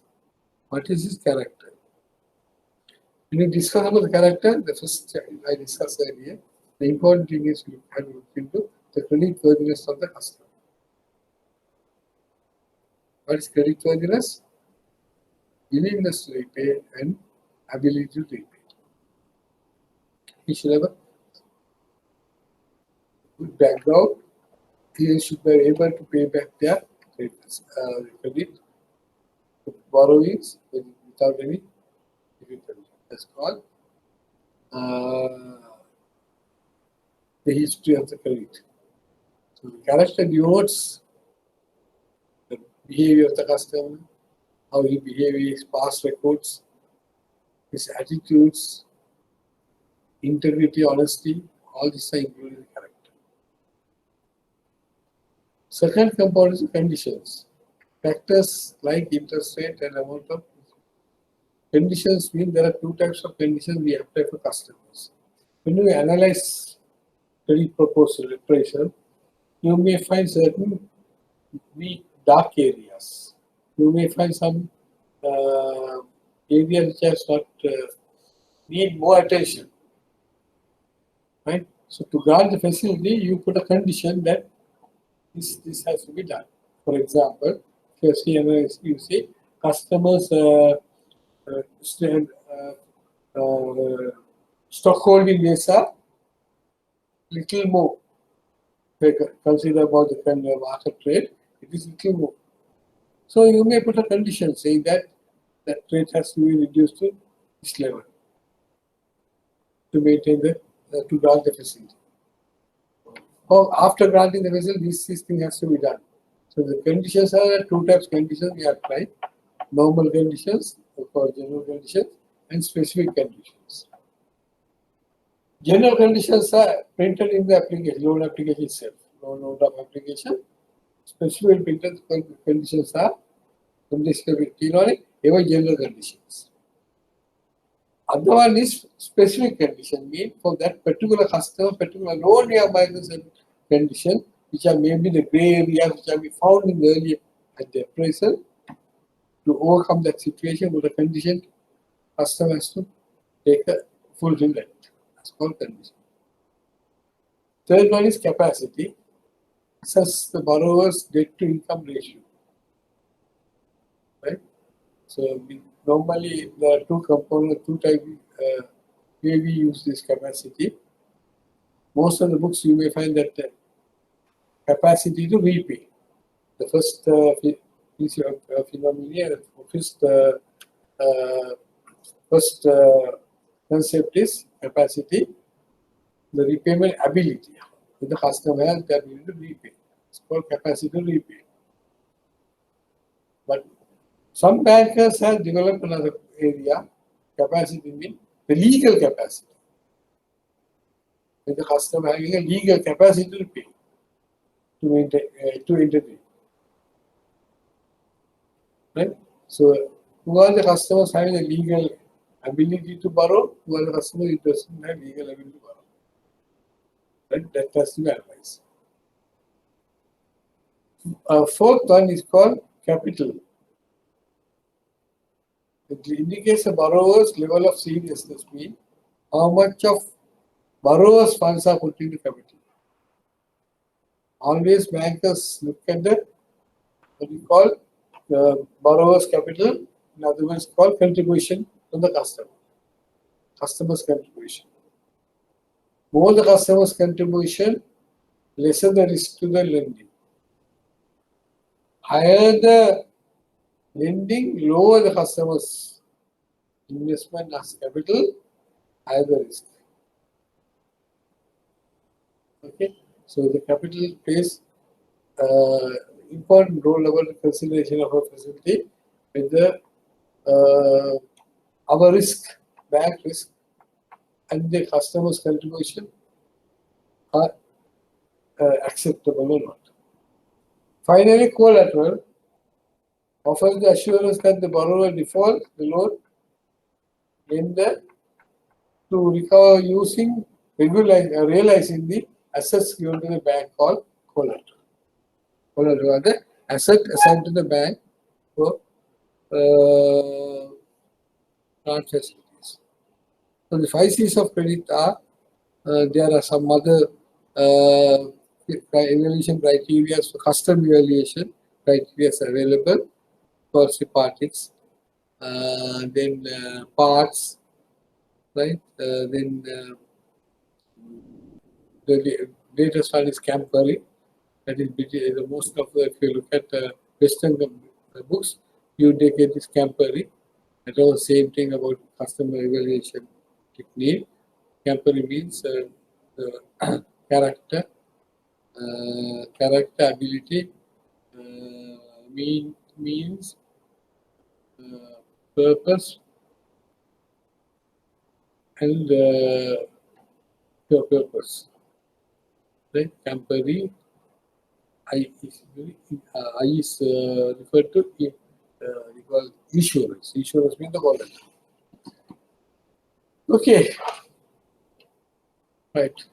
So 3:25. Shall we have break? We have break. Has more break. I'll come back. We will continue to discuss the type of borrowers and other things. Okay, let's continue. Now, who are the borrowers? The types of borrowers.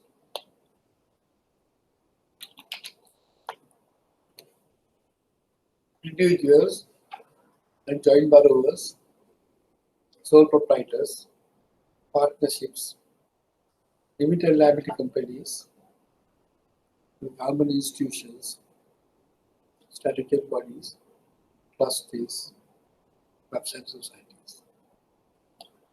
Can categorize this in different types of borrowers. Let us see who are these borrowers and what are their capacities. And depending on the borrower, product is different. Different borrowers have different needs, different requirements. Therefore, depending on their requirements, the type of product may be different. Now, individuals normally perceive a person singly or joint borrowers, 2 or 4 people. So we consider jointly 4 or 5. Jointly can borrow to join their income.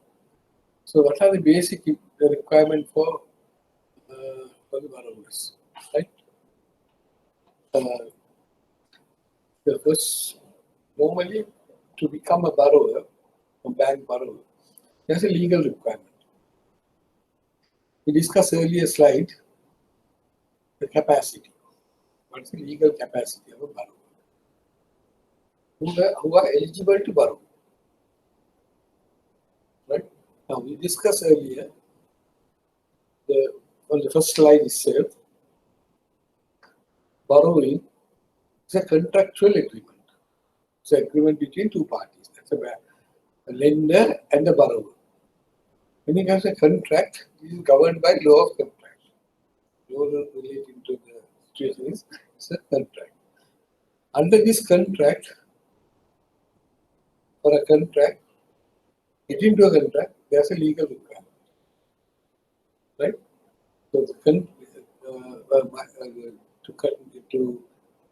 get into a contract, he should be eligible person. Eligible person according to law is contractual capacity above 18 years. Above 18 years, the contractual capacity is there. Therefore, any borrower, minimum age should be 18. Below that, normally we can't entertain in Sri Lanka. Sri Lanka is the age of majority is 18. Therefore, 18 and above are having the contractual capacity. They have the ability to get into contract. Okay. There's no maximum age limit for borrowers. There's no maximum age limit is not there specified in anywhere in the law. But in the practice, banks are not considering borrower for 55 years.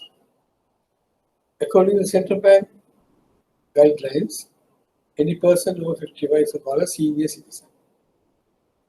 So that senior citizens are subject to certain condition can borrow, but up to certain conditions. The physical position, the type of facility, the type of collateral may be considered.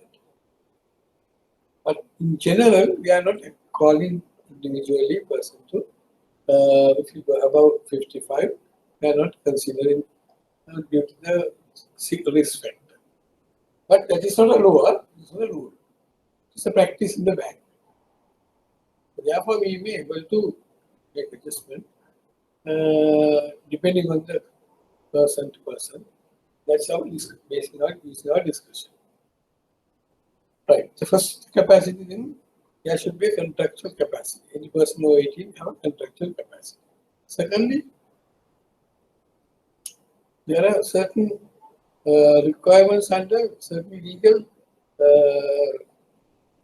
what type of laws in Sri Lanka, depending on certain laws, certain requirements are there.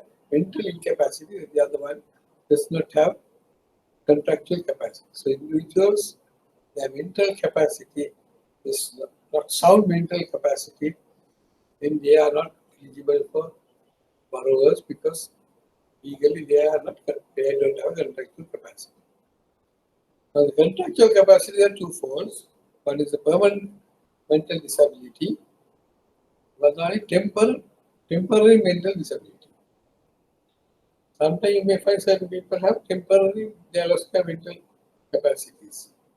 Drunkard people, people who have been having what you call depression, type of what you call certain ailments which have been lowering the mental capacity. They have legally they don't have any borrowing capacities. Okay. Right. Then the other important thing is, in Sri Lanka, we have certain legal laws, personal laws, which have an impact on the individual person borrowing capacity. What are the laws? Basic laws we discussed at the last session. Opening of accounts, we discussed this one. That is Kesavalami law, Muslim Sharia law, then Buddhist temple ordinance. These are some of the personal laws which have been affecting the capacity, legal capacity of a person. Under Kesavalami law, a married woman cannot get into a contract without husband's written consent. So therefore, by dealing with a person, a lady who are coming under Kesavalami law, right? So they are subject to this condition. So they cannot get into contract without husband written consent. They are obtained written consent from the husband. So they cannot borrow. Or in any other word, you cannot get into any contract, means they cannot do any contract. Right? So therefore we should know who are these criteria, to whom it can be applied. So the Kesavalami law applies permanent residents or inherited from Jaffna Peninsula. So there are two limitations: inherited or an permanent resident in Jaffna Peninsula is applied. This is for Jaffna Peninsula. Outside Jaffna Peninsula, this will not apply. So those people who are in Jaffna Peninsula, wherever they live in the country, this law applies. Okay, it's a little barrier. So we have capacity, contractual capacity, we had to verify before granting a facility. Okay, so question ya kala kawut na, question ya kala verify karena kawut na. Kalau recording ni kena hali, recording ni utara din nabdani.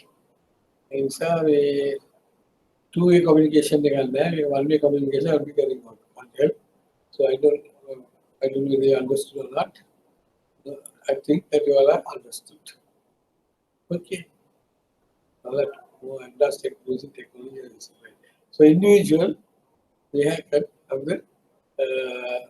jointly, we can jointly two people get together and I can borrow any borrow.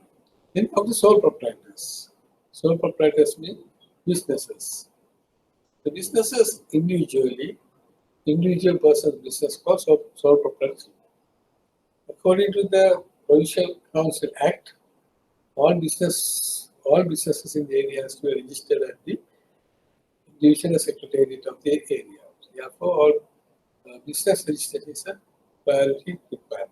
So we have to get entertain facility. Sole proprietorship is like an individual, normal legal capacity like individual. Sole proprietorship only for the purpose is for the business purpose we can grant facilities. Then comes to partnerships. Partnerships are two or more people, up to 20 people can get together and start a business called partnership business. It's called unlimited companies. Partnerships are mostly unlimited companies. The partnerships are liable for all the transactions.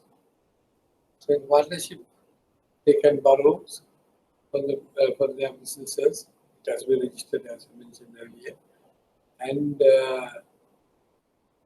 legal, when you come to contract with the bank, all the partners have to sign the application, the loan agreement, because according to the Partnership Ordinance 1984, each and every partner is a individually and collectively responsible for all the liabilities of the partnership. Therefore, all the partners have to sign for the partnership agreement, the loan agreement.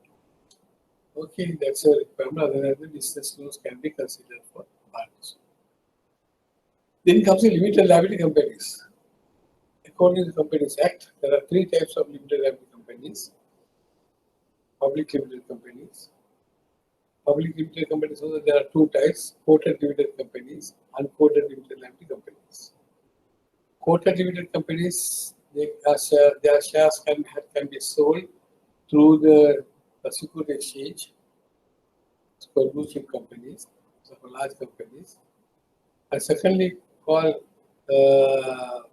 limited liability company, public limited liability companies, which are unquoted, which are not going through the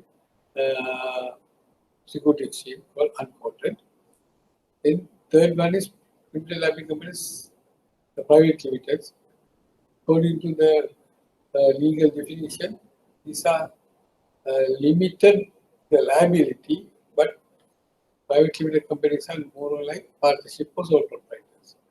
But in the case of a limited liability concern, the liability limited to the up to certain level. So in the recent judgment, there's a challenge to this limited liability of the directors, who are the owners of the private limited company. Recent case in the HNB case, 2 or 3 years back, regarding the challenge of Section 19 of the 19th Amendment of the Recovery of Bank for Special Provision Act. Under that, there's a judgment given by Supreme Court that's challenging the limited liability of these limited liability companies. Okay. But in general, we have to understand that the liabilities have been limited to their capital. In the third type of one is limited liability companies that are guaranteed limiteds. Those guaranteed limiteds are mostly non-profit organizations. Those are not business companies. For certain purposes, they can establish their own business. Therefore, they have limited the liability is guaranteed for certain amount. Therefore, normally we are not considering any facilities for these limited liability companies, which have been guaranteed by limited by guarantees. Then comes the government institutions. Government institutions cannot borrow from the bank without the cabinet approval to borrow from the banks for government institution, any government institution. The relevant cabinet has to be put and should get an approval from the cabinet. After that only can be entertained for facilities. So government institution cannot borrow directly. They have to borrow through the treasury. Treasury is involved to borrow on behalf of government institutions. Statutory bodies are little different. There are statutory bodies also called the government institution, which are some of the statutory bodies are at the moment are converted into private limited liability companies. And those are unquoted, some are some unquoted limited liability companies solely owned by the government, or private limited liability companies solely owned by the government. Right? So, like for example, general trading company, private limited, right? Salusala Limited, Satosa Limited. These are converted into public companies. So those are now considered as a public limited companies. But when it comes to borrowing, the board of directors has to get the approval from the relevant minister, right? So normally we are not considering for investment for those statutory bodies, again without the proper authority. Then comes the trustees. Trustees means there are certain personnel who have wealth. Before they die, they are write their wealth to somebody else to look after as trustees and to be a trustee one to do certain things. Right? So we have to refer to our legal department to find out whether there is provisions for trustees to borrow for any purposes given there. Right. Then comes to clubs and societies. The clubs and societies are unincorporated bodies. Normally, we are not considering any facility for clubs and societies because there's no person is held liable for any default.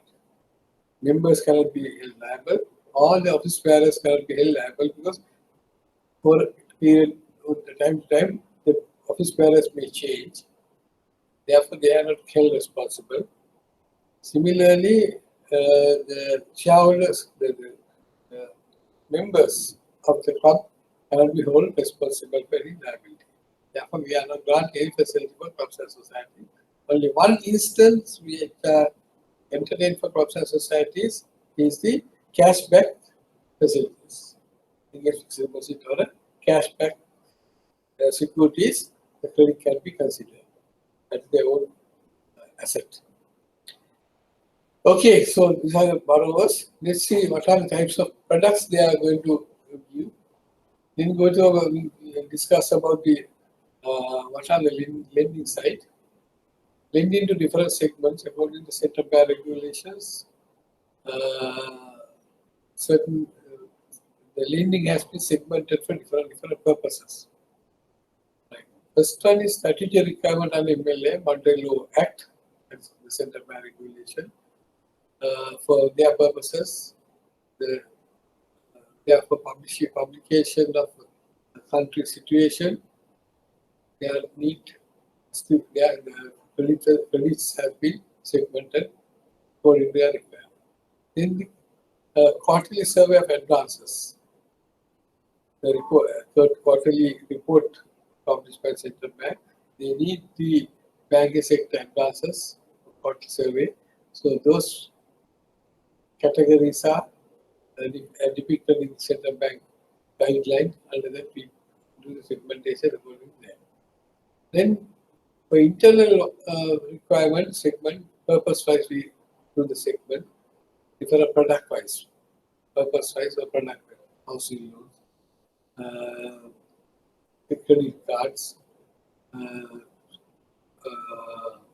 consumer durables, educational loans, like that purpose-wise, we categorize segmentation we do. Then types of advances, depending on the needs of the customer, the advances have been they have been defined different types. So let us see the central bank guidelines, what is the classification they wanted. Specifically, they wanted in this format, central bank sector-wise classification, the commercial sector. Under that, they want information about retail trade, wholesale trade, import, export, commercial construction, like that is a commercial sector, according to central bank regulations, it has been segmented in this manner. Then financial institutions and other financial activities. Then agriculture sector, right? Agriculture product manufacturing, cultivation, then what do you call it, agro industries, all are coming under agriculture sector. So central bank has a very good guideline to identify what are the areas for discuss coming under agriculture. Okay. So under agriculture, you may find the cultivation, horticulture, beekeeping, then poultry farming, goat farming, piggery, fishery sector, fisheries industry sector, fisheries and fishery industry, that means boat building, ship, boat manufacturing, then fishing gear manufacturing, likewise, and then the transportation, cool room facilities, all are coming under agriculture sector. So it's a agriculture sector is defined as according to central bank guidelines, very broad area is covered under agriculture sector purpose-wise. Then comes the industrial sector. Industrial sector we can categorize into three groups, central bank guidelines, as small and medium, cottage industries, small type of industry called cottage industries, then SMEs, small and medium industries, then the large industries, which is BOI projects and other large industries. Then tourism sector. Tourism sector, we know that it includes hotel, hospitality industry, hotels, then travel agents, then the shipping, import, shipping comes under export and import. Then the tour guides, transport fleets, associated, all are under tourism sector. Then house and property development, another sector, dwelling houses, construction of houses, buying of buildable land, all are coming under this category. Then finally comes to consumption. Consumption means that mostly consumption comes under personal loans, which are used for consumption purposes, which includes consumption loans and purchasing of repairing of houses, purchasing of equipment, other expenses, then education expenses, all are coming under consumption. Then service industry. Service industry, different types of services. That means they have not actually directly involved in business, but providing services for a fee. So engineering services, accounting services, financial services, legal services, all are service industry category. Fell into that category, comes under that. Then others, which are not specified above, anything comes under others. Okay, so this is the according to central bank guidelines recommend other types of classifications. Right. Now, if we go to the lending, what are the products available in lending? Generally, the bank lending, we go by the commercial lending side. We call asset products the banking lending. Asset is in the as asset in the banks, therefore we call asset products. On my first slide, I discussed this one. It's an asset. So we have three types of products: fund-based products, asset-based products, and fee-based products. Three types of lending products. Fund-based products where funds are moving out from the institution, they call fund-based products. Any asset, the funds are moving out of the bank, it's called fund-based product. So basically all the loans and overdrafts are considered as fund-based products. Funds are given to the customer to do their activities. Funds are given to the customer to their own activities as they fulfill their needs. Then comes asset-based. Should be asset-based products. Asset-based products means we are not giving cash, we are giving funds, but we are giving asset to the customer to run their business. Asset, we are giving asset, buying an asset given to the customer. It can be on a rental basis or loan basis to use and as they wanted. So there are two products we are discussing an asset-based product. One is leasing product, leasing. Other one is hire purchase. Those two are called asset-based products. Then comes to fee-based products. We are not giving cash, we are not giving asset, but we are taking the responsibility, liability of a third party on behalf of a customer. Liability of a third party on behalf of a customer, we accept for a fee. That's called fee-based products.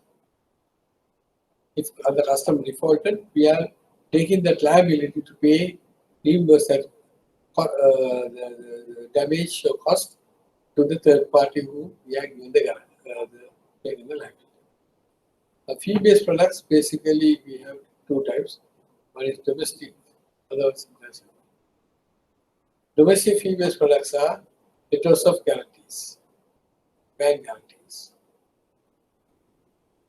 International trade, we got different number of fee-based products.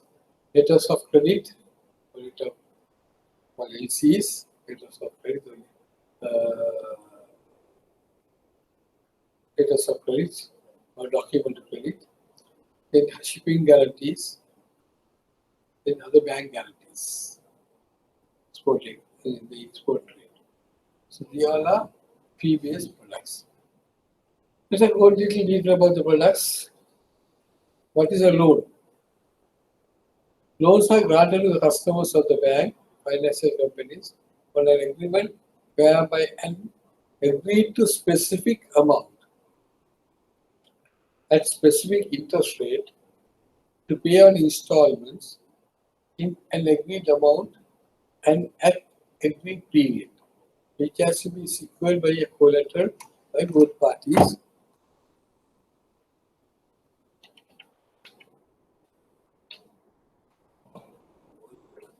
Excuse me.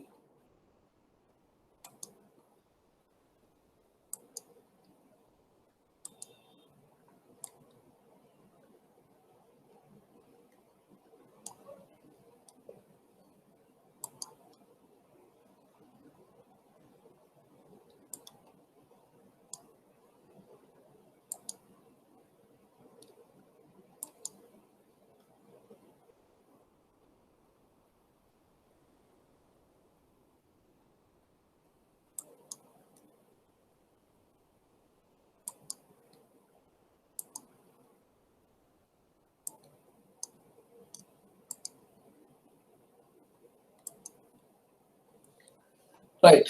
Loans are granted to customers of a bank, financial companies on an agreement whereby an agreed to a specific amount at a specific interest rate to pay on installment in an agreed amount and at agreed period, which has to be secured by collateral by both parties.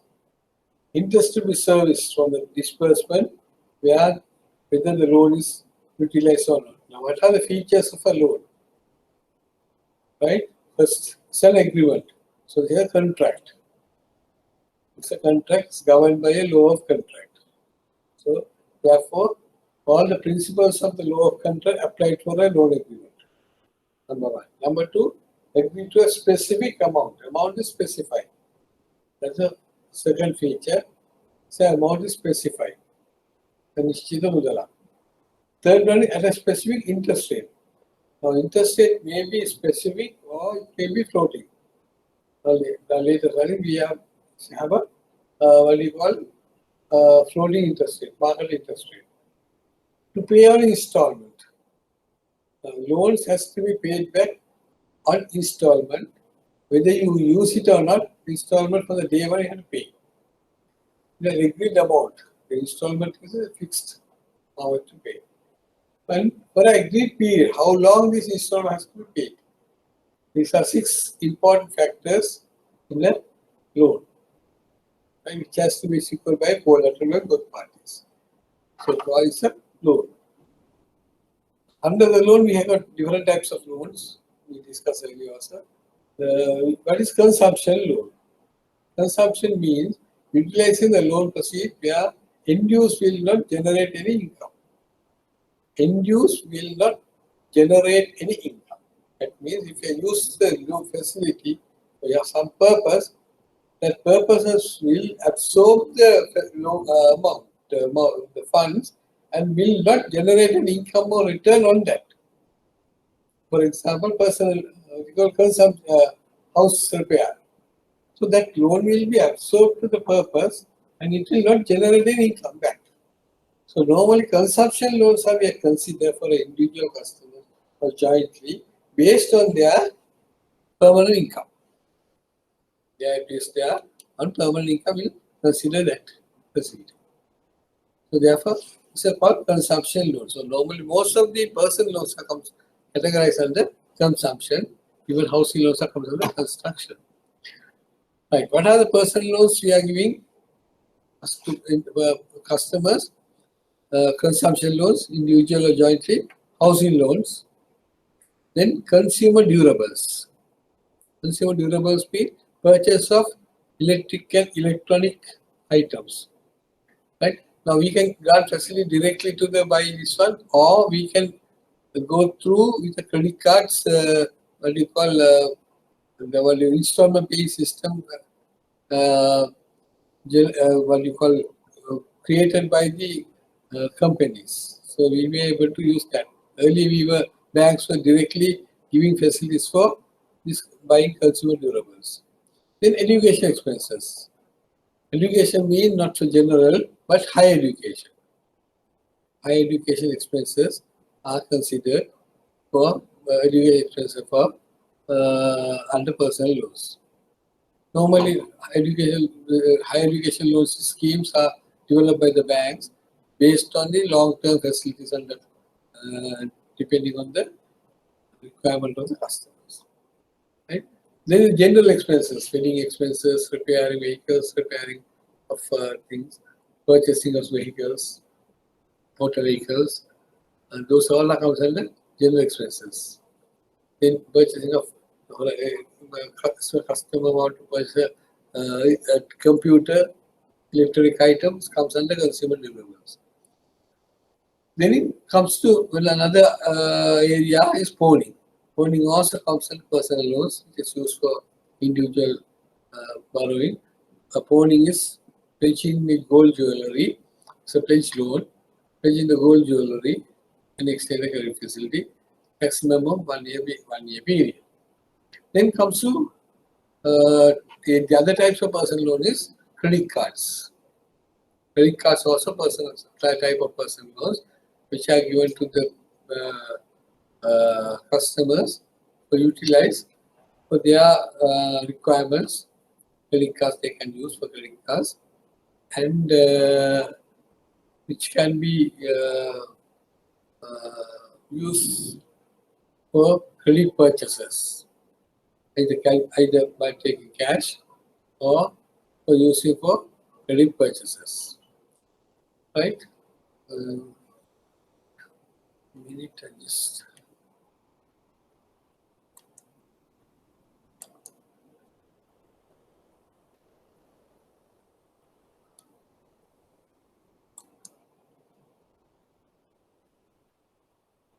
Okay. Let me explain what housing loans. Actually, according to time factor, they have very limited number of time discussing about the product. Now, if we take housing loan, under housing loan, what are the types of purposes end users can be entity? Right. Number one is purchasing of a construct house. Housing loan can be used for purchase of a house. Secondly, construction of a house in his own land. Thirdly, purchasing of a buildable land. So also comes in housing loan category. Fourth one, any renovation, not the repairs, renovation. That additions and value addition things to be done to the housing, that comes under housing loan category. So these are the four areas where we consider for housing loans. Normally housing loans are given for long term, 5 to 10 years. There are some institutions are there, they are giving for 15 years. They are established over that housing industry and HFDC, Housing Finance Development Company Corporation. They are giving for longer period.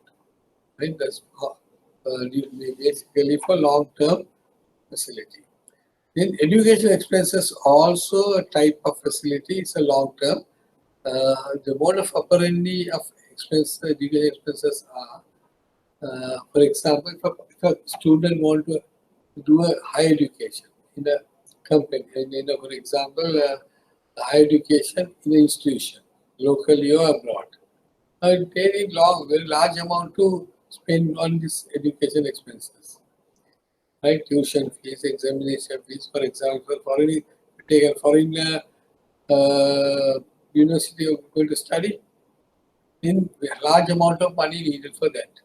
So banks are now offering this education expenses or facility, depending on the bank, sometimes go up to 10 million or 1 million, or sometimes depending on the cost 10 million can be considered.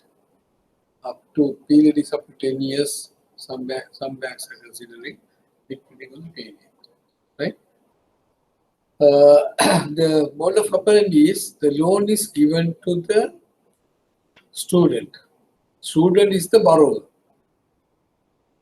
Okay, student is the borrower, and the loan is given in the stages, scattered basis. So it is given, the loan has to be approved for the student, and loan will be dispersed on stage by stage, on the semester basis. Semester by semester. For example, we say the student is doing medicine for university, so that period is about 5 years for a medicine. Take about 5 years. So the loan period will be double the amount normally, 5 years, given for 10 years, or 8 years or 10 years. Depends. Right? Maximum 10 years.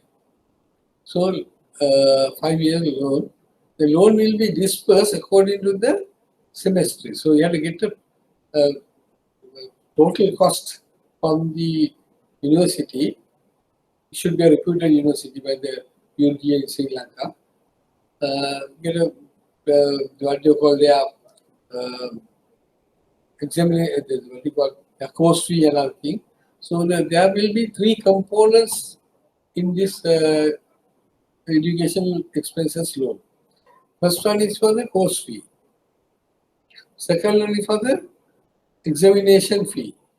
Third one for incidental expenses. Right? So course fee and examination fee will be directly remitted to the university.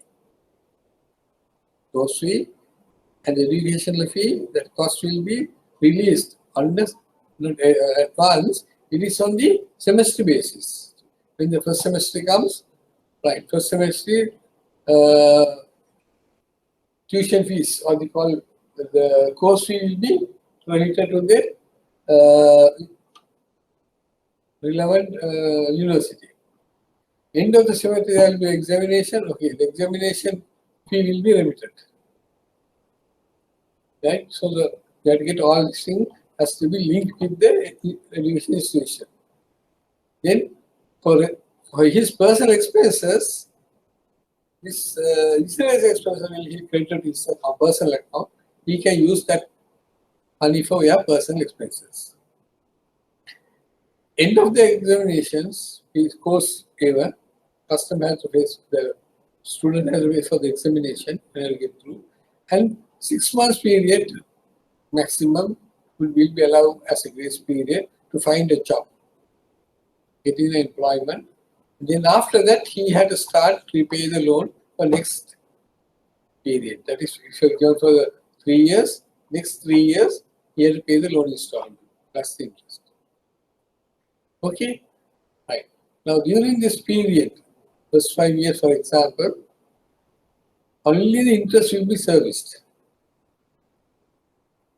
Only the interest will be serviced. So interest has to be serviced because since the student does not have an income, parents' income will be utilized for this on the grace period to recover the interest. The security collateral will be the property has to be mortgaged by their parents. Parents' property has to be mortgaged to the bank as a collateral. Therefore, the parents will also be involved in the party to this loan scheme, right? It says not a joint borrower. Keep it very carefully understand. It is co-borrower, right? You know what the difference between co-borrower and the joint borrower? Joint borrower jointly responsible for the repayment of the loan. Co-borrower is not responsible for repayment of the loan. In the case of a default, he will be there to give their asset collateral to recover the loan. Okay, so therefore parent will be joined as co-borrowers and their housing, the properties has been mortgaged to the loan. When the students start making income, he had to pay and settle the loan. Now this is how the education loan system spread it. Okay. Other products is a pawning, you know, very common product in the banking sector and financial sector today. Pawning is pledging the gold jewelry only, made out jewelries and coins.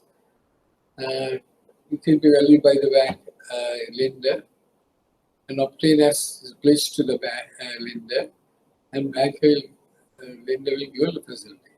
There are two types of facilities: 6 months or 1 year. Now this pawning, special feature in the pawning is a once and for all facility. That means the pawning has to be settled on the final date.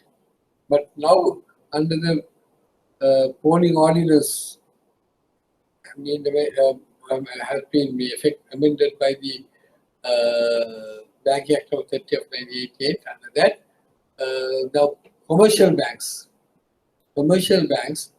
can and the banks comes under that act can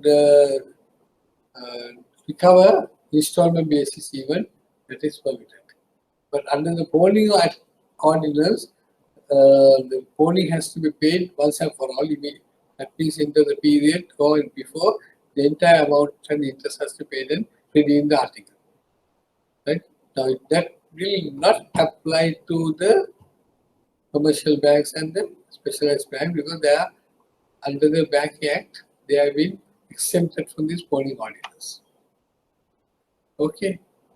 So pawning ordinance now is applies only for pawning centers and finance companies, not for banks. So that's a legal change taken place subsequently. The other products is the personal loans is credit cards. What are these credit cards? Very simple. There are companies established worldwide issuing credit cards company, Visa, MasterCard, American Express, Diners Card. First card is Diners Card, which came to field. Actually, the credit card is an accident product. Robert McNamara is the author of this, creator of this credit card, World Bank President formerly, Robert McNamara, is the author of the, who created this credit card to the market. This card was the game as Diners Club card. Right, that's why he went to the Diners Club for dinner and found his wallet was missing. So he gave a note and came. That note later became created as a credit card by the Diners Club. Now, credit card is a very unsecured facility. Credit card is an unsecured facility. There's no collateral backed by credit card. Therefore, credit card companies are selected the issuers. Most of the banks and finance companies have become issuers of credit cards for MasterCard or Visa card or American Express, one of these companies, large companies, issuers. So the finance institution will be the issue of the card. The customer may select them with the customer for utilization. The method is the cards can be utilized for purchase of consumer goods and withdraw cash up to certain limit from the ATM machines. Right? Credit cards are given for those two purposes. Credit cards cannot be used for commercial purposes. Right? That's specified in the Exchange Control Regulations, Exchange Control Act. Right? The credit cards can only use for consumption purposes, not for commercial purposes. So users can use credit card without an interest, buying the stuff without an interest up to certain days. Normally, billing date is 1 month given. Billing date, for example, 1st to 30th day. So within that period, all the purchases on the credit card, you get the statement on 30th or 31st. 15 days given from there, 2 weeks given for the customer. Pay their, settle their dues. If they pay within that day period, no interest will be charged. So therefore, the person buys at 1st till 15th of following month, he is getting a credit. 45 days or 52 days credit maximum. 52 days credit is given. Right? So if he defaulted, the issuer has the right to charge late fee and interest for the non-settlement on the due date. Right? So credit cards also a very vulnerable product to today's market because most of the issuers are just given credit cards without the credit evaluation of the repayment ability of the customer. So therefore, risk is that. So credit card, there's a very important factor here to see. Any fraudulent transaction in the credit card has to be borne by the card holder. The merchant will not hold any responsibility of regarding the card. And therefore, insurance coverage is not there to do the compensation. So that is a disadvantage in the card business. Okay, right.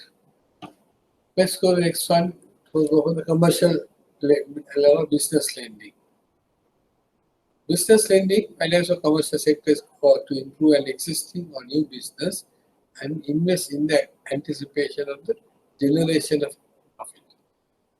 Right? Financing for commercial sector is to improve an existing or a new business and invest in anticipation of generation of profit. So normally, we grant facilities for commercial sector to recover the anticipated profit. Objective of business lending is for value addition. So therefore, always we look for whether that business can generate any income and profit. Whether the income is sufficient to repay the loan. The profit is sufficient to repay the loan. Based on that. Consumption loans we are normally consider on the existing income of the customer. Existing income of the customer. Business loans, we are looking at the anticipated profit for recovery of the loans. So that's a different criteria of evaluation. Evaluation criteria is different. Okay, so business customers evaluation I gave you in the first slide itself. There are three types of evaluation: the customer evaluation, business evaluation, collateral evaluation. The areas of evaluation we have considerable commercial or business lending. So what are the products? So commercial lending products. Broadly, I given this chart for you. Commercial lending. Basically, we have identified the lending products based on the customer's need, customer size. So that's called market segmentation. So we have the banking sector has identified the market segmentation, three market: retail market, middle market, and corporate market. Retail market, middle market, corporate market, depending on the volume of the business. Depending on the volume of the business, the customer's needs are different. Retail market customers' needs are very small, but corporate customers' needs are very large. So you have to handle these customers in a different way. Okay, therefore, these retail market, middle market customers, there are three. We have segmented by the banks into three categories. Right.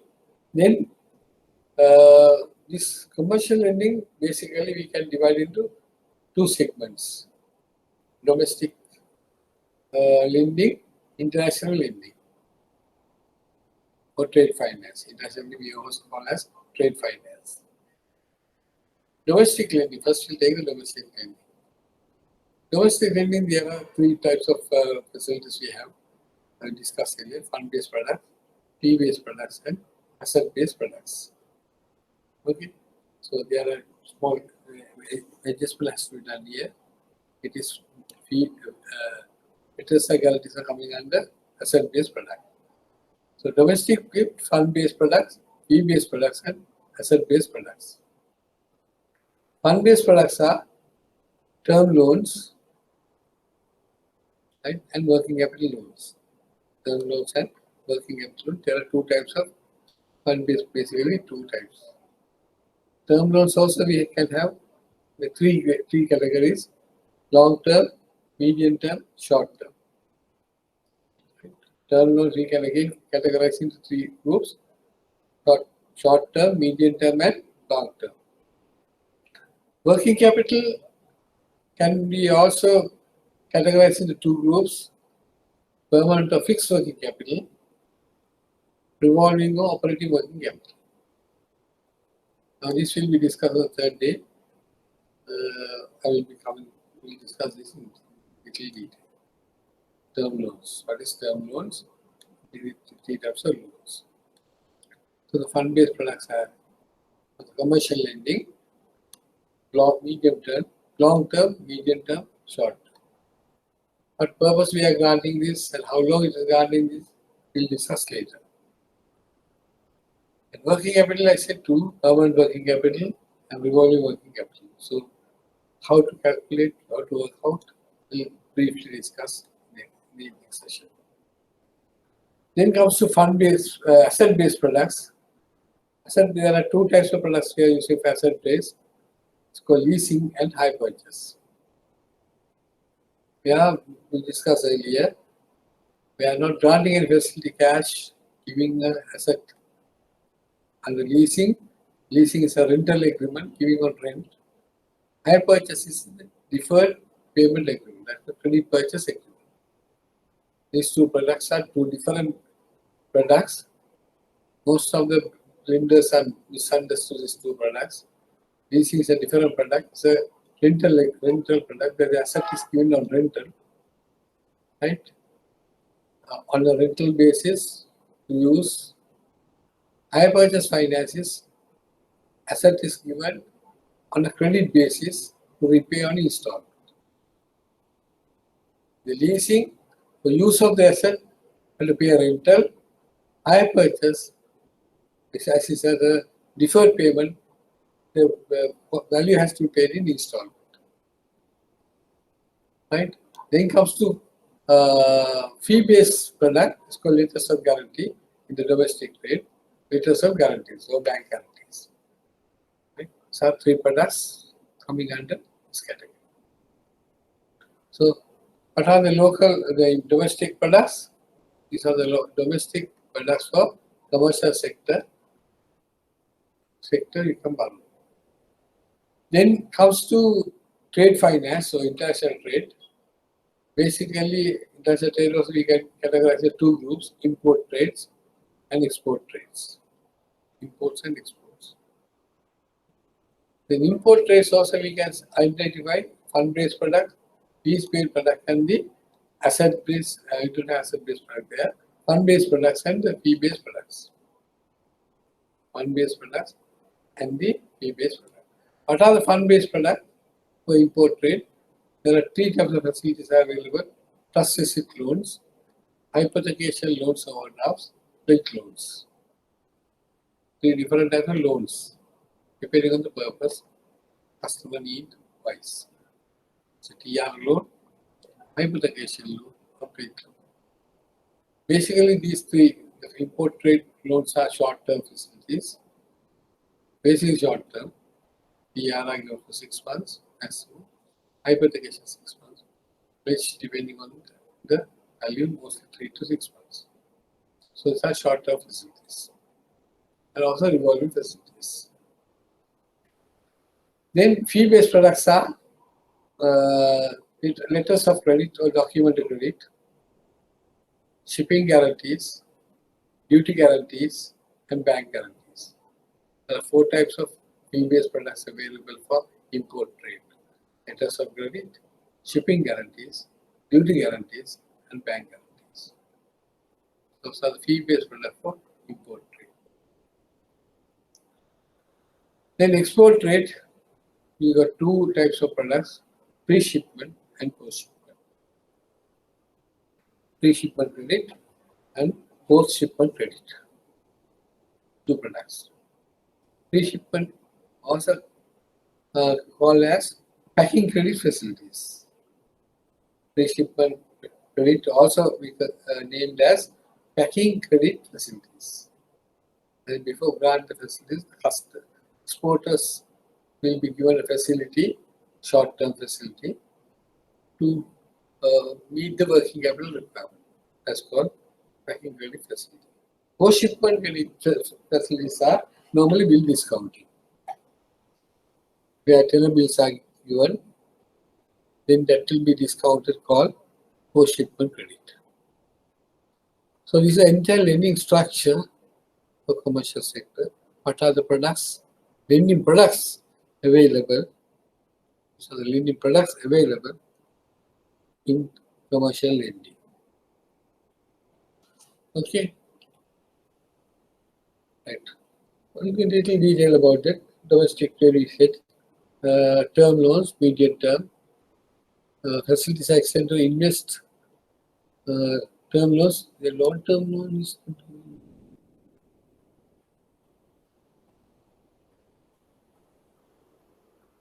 first one is a term loan, long-term loan. It's not clear. You can just write down there. Term loans, long-term loan. Long-term facilities are for construction, commercial constructions, and commercial infrastructure development. I just note it down in each file. ENUAC.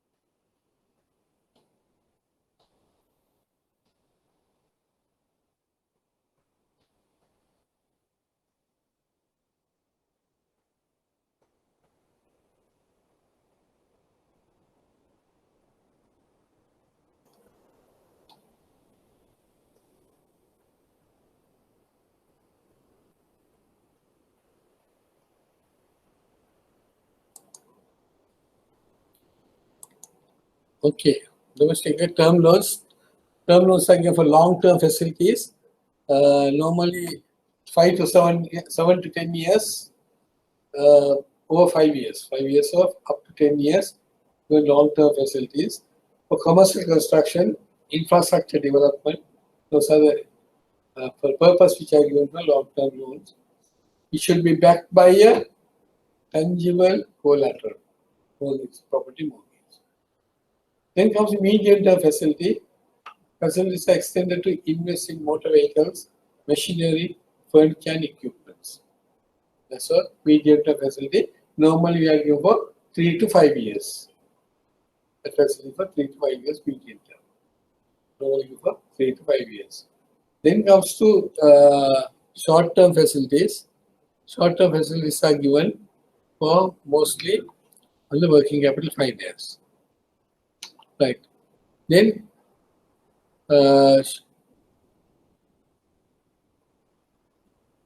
credit facilities for working capital finance. What are types of facilities available?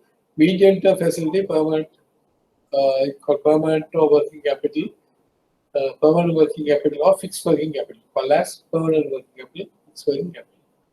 What purposes? Investing stocks or inventory, financing debtors.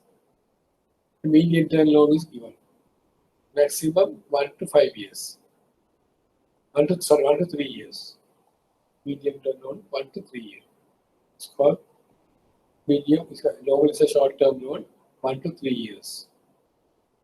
In the short-term loan, revolving facility for operation working capital. That is normally we are given permanent overdrafts. Short-term facilities within 1 year. Revolving 1 year loan or overdraft for operational working capital requirement. Right? Invest in the work in progress, covering up overheads, right? And purchase of, invest in cost of goods sold, CGS, overheads, and work in progress. For these 3 papers only, we are granting facilities for operation purposes. Any period normally less than 1 year, therefore normally we consider a revolving facility and a permanent overdraft basis. Right. Then comes to fee-based facilities, letters of guarantees, and asset-based facilities, lease finance, and high purchase facilities. These are all are given for business commercial lending purposes. Right. What is bank guarantee? Bank guarantee is accepting a liability of a third party for a customer or a non-customer. It's called a guarantee. Guarantee means the bank accepts liability of the applicant towards the third party. Right? Now, I'll give an example. Now, there are 2 types of, before there are this, there are 2 types of guarantees they are granting. There are 2 types. One is a financial guarantee, other one is operational guarantee. Financial letter of guarantee, operational letter of guarantee. Right? There are 2 types of letters of guarantees we have normally issued. Financial guarantee means we are accepting the financial liability of a customer, right? Of a customer towards a third party, right? The operational letter of guarantee means we are accepting the applicant's ability to perform the activity towards the third party. We are giving a guarantee of that. That's called third party operational guarantee. So, very common operational guarantees are normally issued for tender guarantees, service guarantees are some of these guarantees. Now, what is this financial guarantee? For example, your customer, say Chandra Stores, your customer Chandra Stores wanted to purchase goods from Nestle Lanka Limited, right? So Nestle Lanka Limited is willing to give 1 million worth of goods to Chandra Stores on a monthly credit basis. 1 month credit limit is 1 month credit is 1 million, can be given for this offering to Chandra Stores. Chandra Stores agree for that, but he don't have to pay for this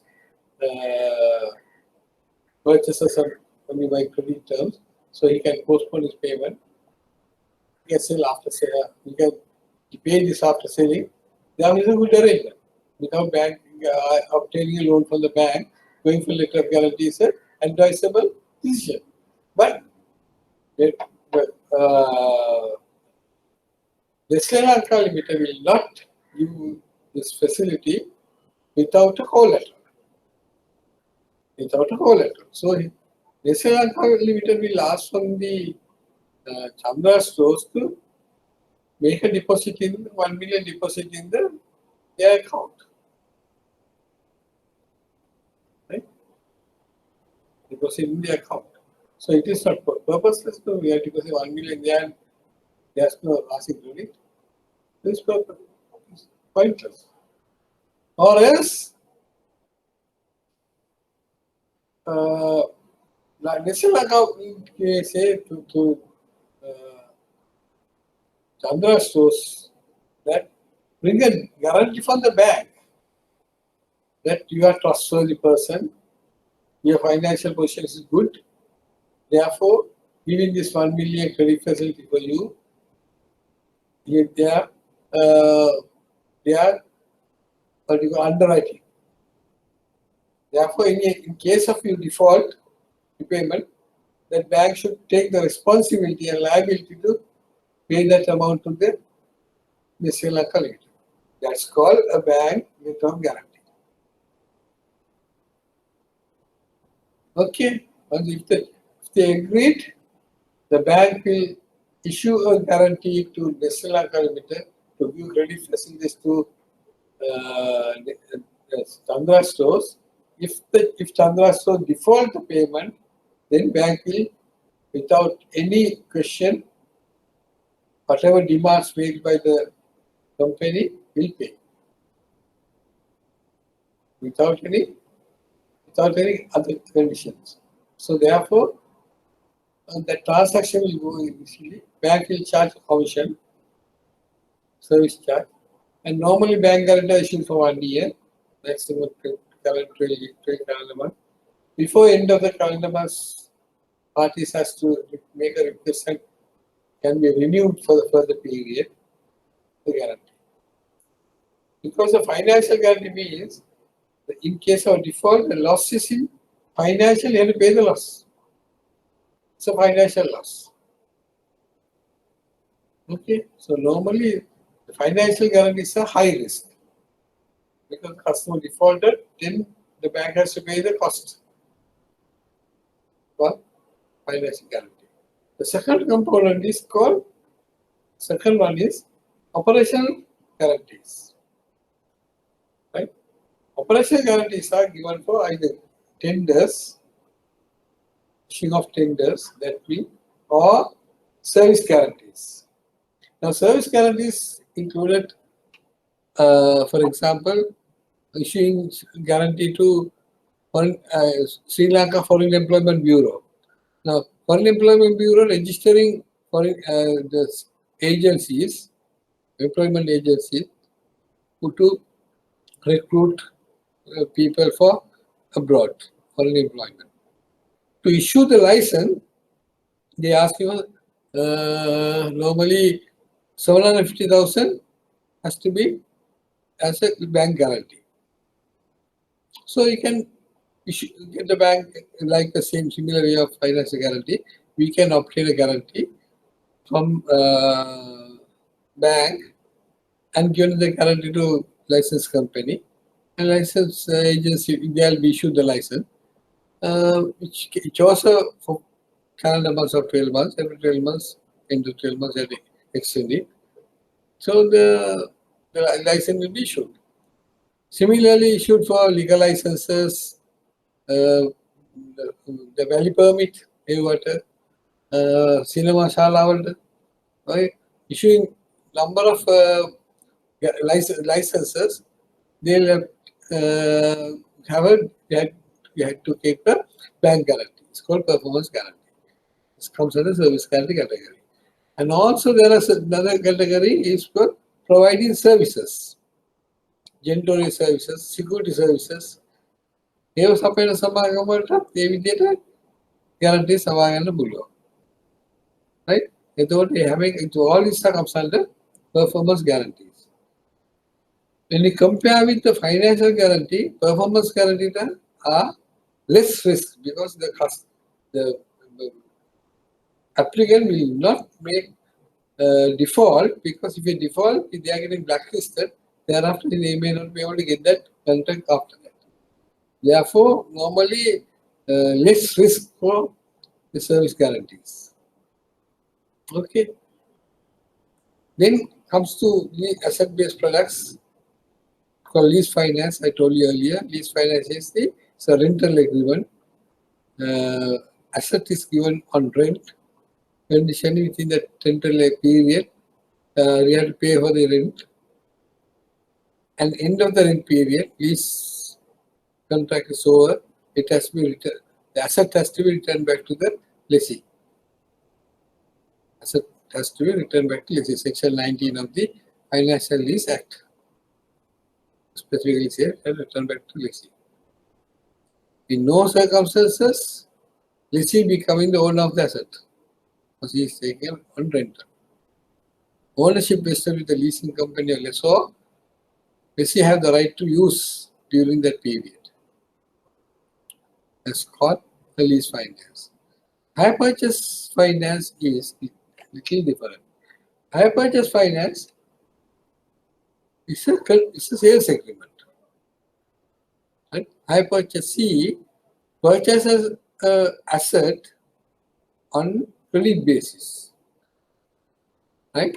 Hire purchasee purchases a credit on asset on a credit basis. And agree to pay on installment. Agree to pay on installment. Right? So that is how the hire purchase comes. So hire purchase agreement is a deferred sales agreement. So loan is a loan agreement. Therefore, it's a loan agreement. The hire purchaser gives the loan to purchase the asset, and it has to be paid on installment, the interest during that period. Within the period agreed. So therefore, lease finance is governed by Section 56 of the Lease Finance Act number 2000. Lease Act number 56 of 2000. Hire purchase is governed by Section Act number 29 of Consumer Credit Act 1986. There are two different legal background for these two legal products. There are certain similarities. As on the face of it, it looks like similar, but in the operations, legal side, two different products. Okay. Right. Finally, it comes to our products. Discuss about the three more products. Overdraft. Very, very common product. What's an overdraft? We normally call it OD. What's an OD?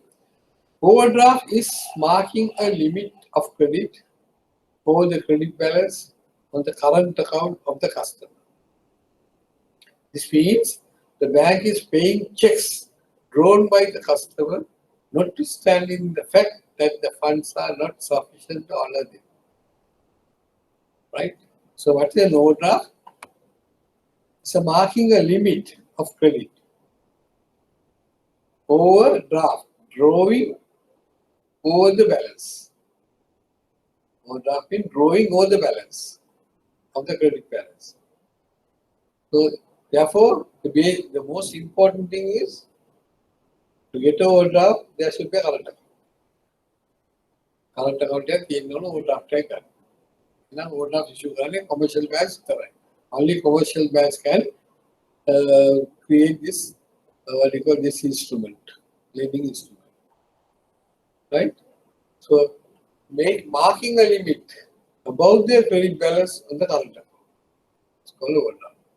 So bank, whenever a check is drawn by the customer, if there's a limit given by the overdraft limit got by the customer, then the bank will not return the check and pay within that limit.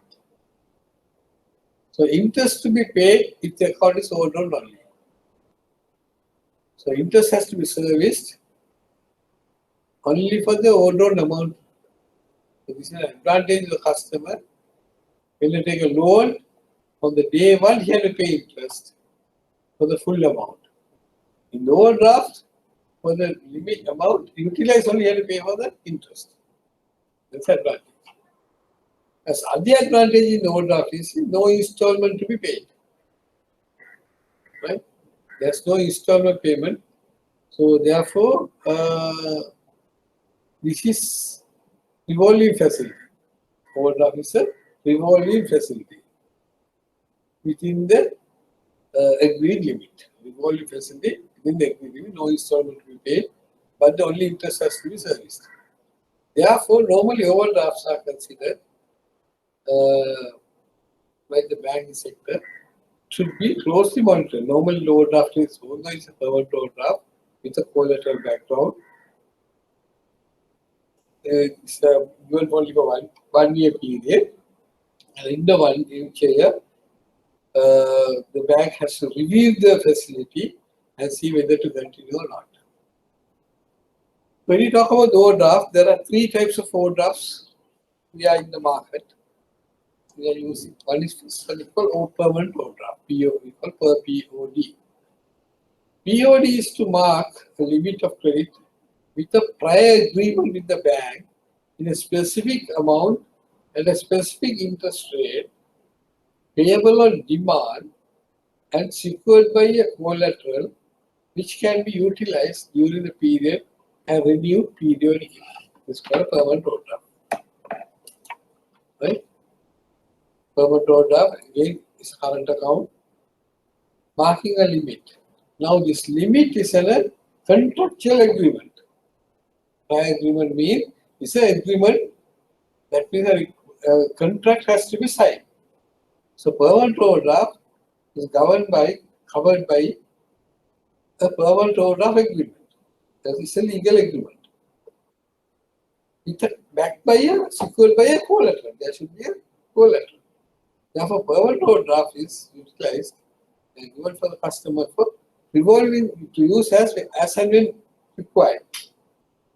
Permanent overdraft will be given for to use as and when required within the maximum limit. That is called specific amount agreed upon and at a specific interest rate. Other things payable on demand. Now the permanent overdrafts are payable on demand. On demand, pay only on demand. Right? Only on demand you have to pay. If not paid the demand, not necessary to pay. The normal demand is come by the way of a check. Check is an instrument of making demand. And secured by collateral which can be utilized during period and should be renewed period. Normally, permanent overdrafts are given for the customers, business customers, as a revolving facility to revolve working capital. So, it should be operate regularly. If it not utilized properly or used like maximum and not renewed, not revolved, then there will be a risk. That's why always we say it has to be reviewed periodically. It has to be renewed and renewed periodically, once every year. If I know permanent order facility not utilized for more than 90 days, it's becoming an NPA, non-performing advance. Therefore, it's closed, should be closely monitored. If you're not operating for more than 90 days, it is becoming a non-performing advance. So it is a risk to the bank. If it's not utilized for more than 1 year, if the customer utilizes maximum amount and only interest is servicing, then there's a risk for the bank. Why? Yeah, the capital outstanding will not come down, will remain the same. Normally, if you got a granted loan, when the repayments are paid, the loan balance is coming down, whereas the security value is the same or higher. Therefore, the gap is expanding, unfavorable to the bank. So, bank is preferable there. But permanent overdraft, if you are not utilized, keep it there, there will be a risk. There will be a risk always. Therefore, normally, if a permanent overdraft facility is not utilized by the customer, make the overdraft and it not utilized regularly, it should be converted into a loan. After 1 year, if you can see, if the not operated, convert into a loan. This is their operating of permanent overdraft. Right. So the permanent overdraft normally therefore given for the customers where he is not in a position, there is a need for revolving working capital, you grant a permanent overdraft. Secondly, if he is having a problem of a loan installment, the loan installment is larger than his cash flow, so we can entertain a facility on permanent overdraft where he can service only the interest. There's no interest, there's no installment to be recovered. Yes, based on the customer need, he may do it. Next one is the temporary overdraft. It's one of the common products in the banking sector. Temporary overdraft, TOD, is also to mark a limit of credit with prior agreement, not this agreement, prior arrangement. It should be prior arrangement or written request of the customer. Or a written request of the customer for a comparatively shorter period of the time. It's an unsecured facility. This is an arrangement between the bank and the customer before the check is presented for payment. Before the check is presented for payment, if funds are not available, customer can make arrangement with the bank and send a written request for a temporary facility for a shorter period. Normally, this period of time will be considered depending on the delegated authority of the manager. It can be 14 days or 30 days. Sometimes some managers are high grade, chief managers and all, they can grant TOD for 45 days. So sometimes some places 60 days, they have authority to grant TODs for 60 days. And under delegate authority powers given to the managers. So here again you're marking a limit on the current account. So customers' checks are presented, you can pay within that limit for a temporary. So the period is temporary means for a shorter period. It cannot be continued. Okay. So it's an unsecured facility. All other factors are same. There's no goal undertaken because it's short term and there's a prior agreement. Now, the important thing is, I'll tell you. The third matter is called casual overdraft. Casual overdraft is a service of the bank for valuable customers to pay their checks in excess of credit balance. in the current account without request by him. This is a very important part. This is a discretion of the manager or the authorized officer. Casual overdrafts, this is not a TOD, casual overdraft, that's not a request from the customer, only for valuable customers. We consider to pay whenever their checks comes, looking at the circumstances, we may overpay the check, making the credit balance in the current account. Exceed the credit balance without a request. Now, this is the facility. You may see that when the checks is come in the morning, most of the managers are struggling in the banks with this casual overdrafts. Most of the managers are struggling in the morning with the casual overdraft. Why? There's no prior arrangement by the customer. If there's a prior arrangement, it has to be marked in the limit as a temporary overdraft. But it is not that. So, all our these vulnerable customers are most valuable customers in the morning when the checks are presented for payment. All of these vulnerable customers are becoming more valuable customers, treated as more valuable customers when they are issued checks without funds in the morning. They consider as valuable customers. But this is a service to the valuable customers. What is the duration for casual overdrafts? What is the duration for casual overdrafts? This following day had to be settled. That's no time bar. In a TOD, make arrangement for a period. How with a specific repayment order, specific income against that TOD can be given. But casual order, you don't know. Because you have no arrangement with the customer. Therefore, it has to be immediately on the following day. There's no time bar for this casual order. Since it's provided by service provider purely on the discretion of the manager, it has to be serviced properly. Okay, so that's all about for the day. That's all about the day. So I discussed today lending background, what is the lending policies, what is the lending culture,